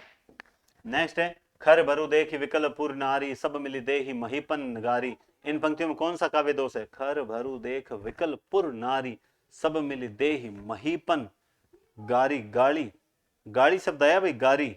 अब बता दो क्या हो गया? गारी शब्द, ये देखो, पकड़ लिया ना फट से, ग्रामत्य आ गया। कौन सा आ गया? ग्रामत्य आ गया।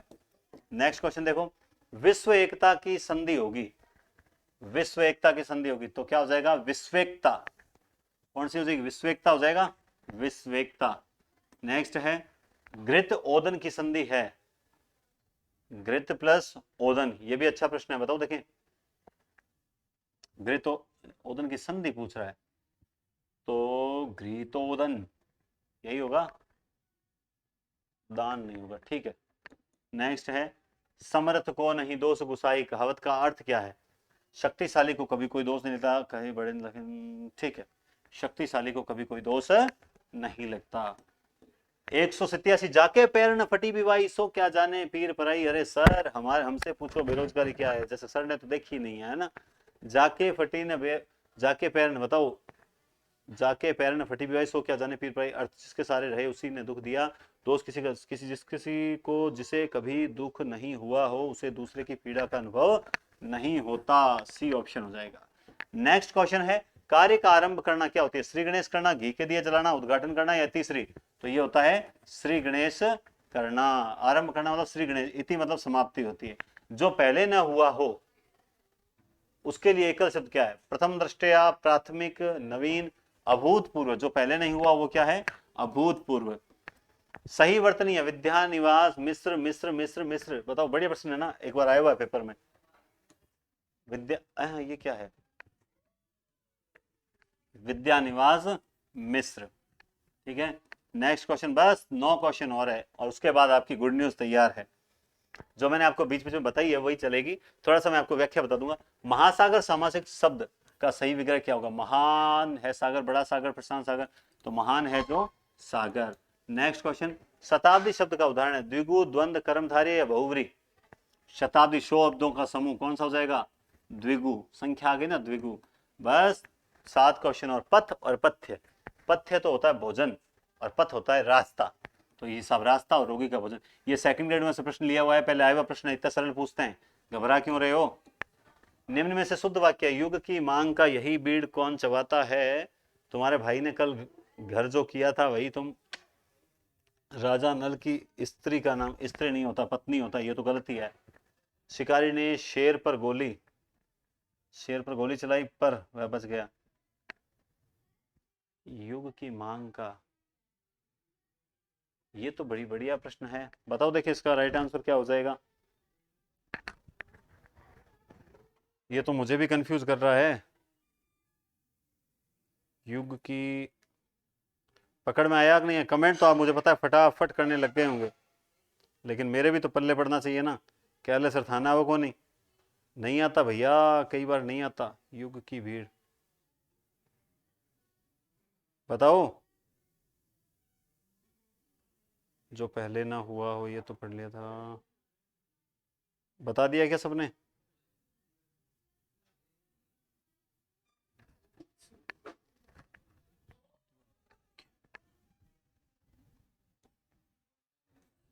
ठीक है, शिकारी ने शेर पर गोली चलाई पर वह बच निकला, यही शुद्ध है इसमें से, नो डाउट यही शुद्ध है। निम्नलिखित में से किस शब्द की संधि विच्छेद गलत है? पितृ प्लस उपदेश गलत है। निरीह,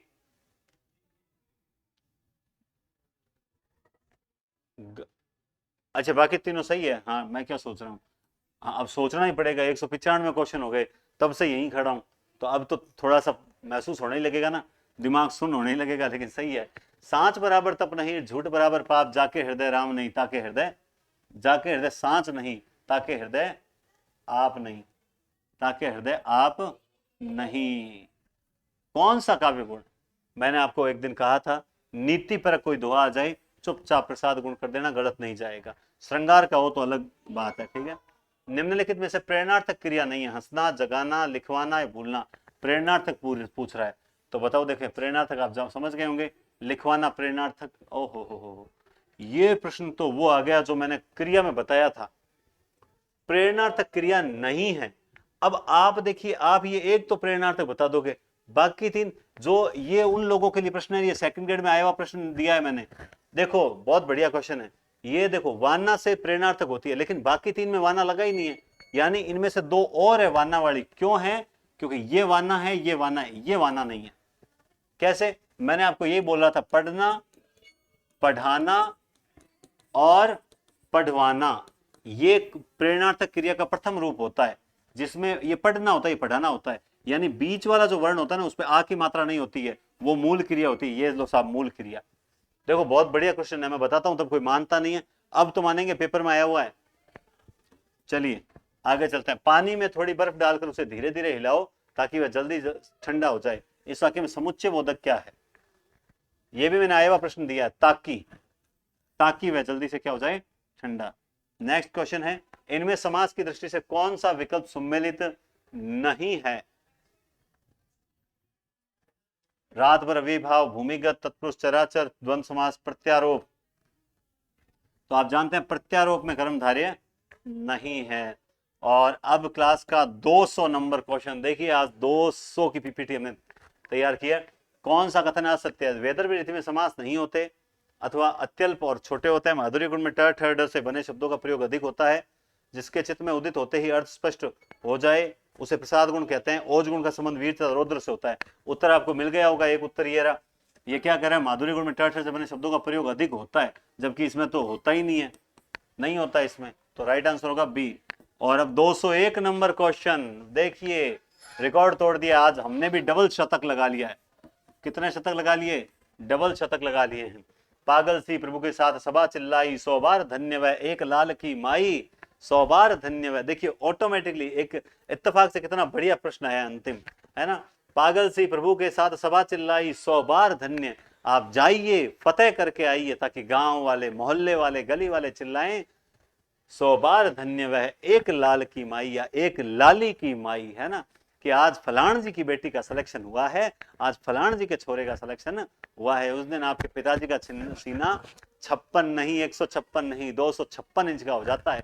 उस दिन सबसे ज्यादा गर्व अगर संसार में किसी को होता है तो वो होता है पिता। माँ होती है, सबसे बड़ी होती है, लेकिन सबसे ज्यादा जिसको खुशी मिलती है वो होता है पिता। पिता के बराबर किसी को खुशी नहीं होती, क्योंकि संसार में दो ही व्यक्ति हैं, पिता और गुरु, जो चाहते हैं कि जो काम हम नहीं कर पाए वो हमारे जो बच्चे करें, वो अपने से आगे देखना चाहते हैं। ये सबसे बड़ी बात है। तो जाइए ताकि चिल्लाएं 100 बार धन्य वह एक लाल की माई, है ना। उक्त काव्य पंक्ति में उपमेय कौन है? उपमेय कौन है? उपमेय और उपमान का मैंने आपको बता रखा है। ये पागल सी, हमें ये सी जिसके साथ लगा होता है वो तो उपमान होता है, मैंने आपको बताया है, वो होता है उपमान। प्रभु के साथ सभा चिल्लाई, 100 बार धन्य वह एक लाल की माई। तो यहाँ पे उपमान किसकी तुलना की है? लाल की है कि नहीं? नहीं, इसमें क्या है? माई। पागल सी, अच्छा अच्छा, सॉरी सॉरी सॉरी, हाँ, इसमें ये पागल सी कौन है? ये सभा है, पागल सी सभा, पागल सी है, सभा की तुलना पागल सी की है। तो इसमें क्या हो जाएगा? उपमेय, उपमेय हो गया सभा। तो ये आपके 201 क्वेश्चन है। अब इसके बाद क्या है वो देखते हैं। तो उम्मीद करता हूं आपकी बढ़िया तैयारी होगी। और लेकिन मैं अभी तक आगे जाने से पहले 2 मिनट एक बात और कहना चाहूंगा कि आप लोग कल जो 5-7 में बातें बताऊं उसे जरूर देखिएगा। ऐसा नहीं कि मरने दे छोड़, क्या है इतने पढ़ के टाइम वेस्ट होगा। कल इतना ज्यादा नहीं पढ़ना है, नहीं पढ़ना है। आज अब रात को अभी सो जाना, सुबह रिलैक्स होकर उठना, बढ़िया चाय दाय पी के तो कुछ छोटी मोटी चीजें देखना, पढ़ी हुई चीजें। कोई टॉपिक आपको कमजोर लगे उस टॉपिक को एक बार देख लेना। घबराना मत, बहुत पढ़ लिया हमने, अब है कर्म करने का, अब है हमारे सफलता हासिल करने का समय आ चुका है।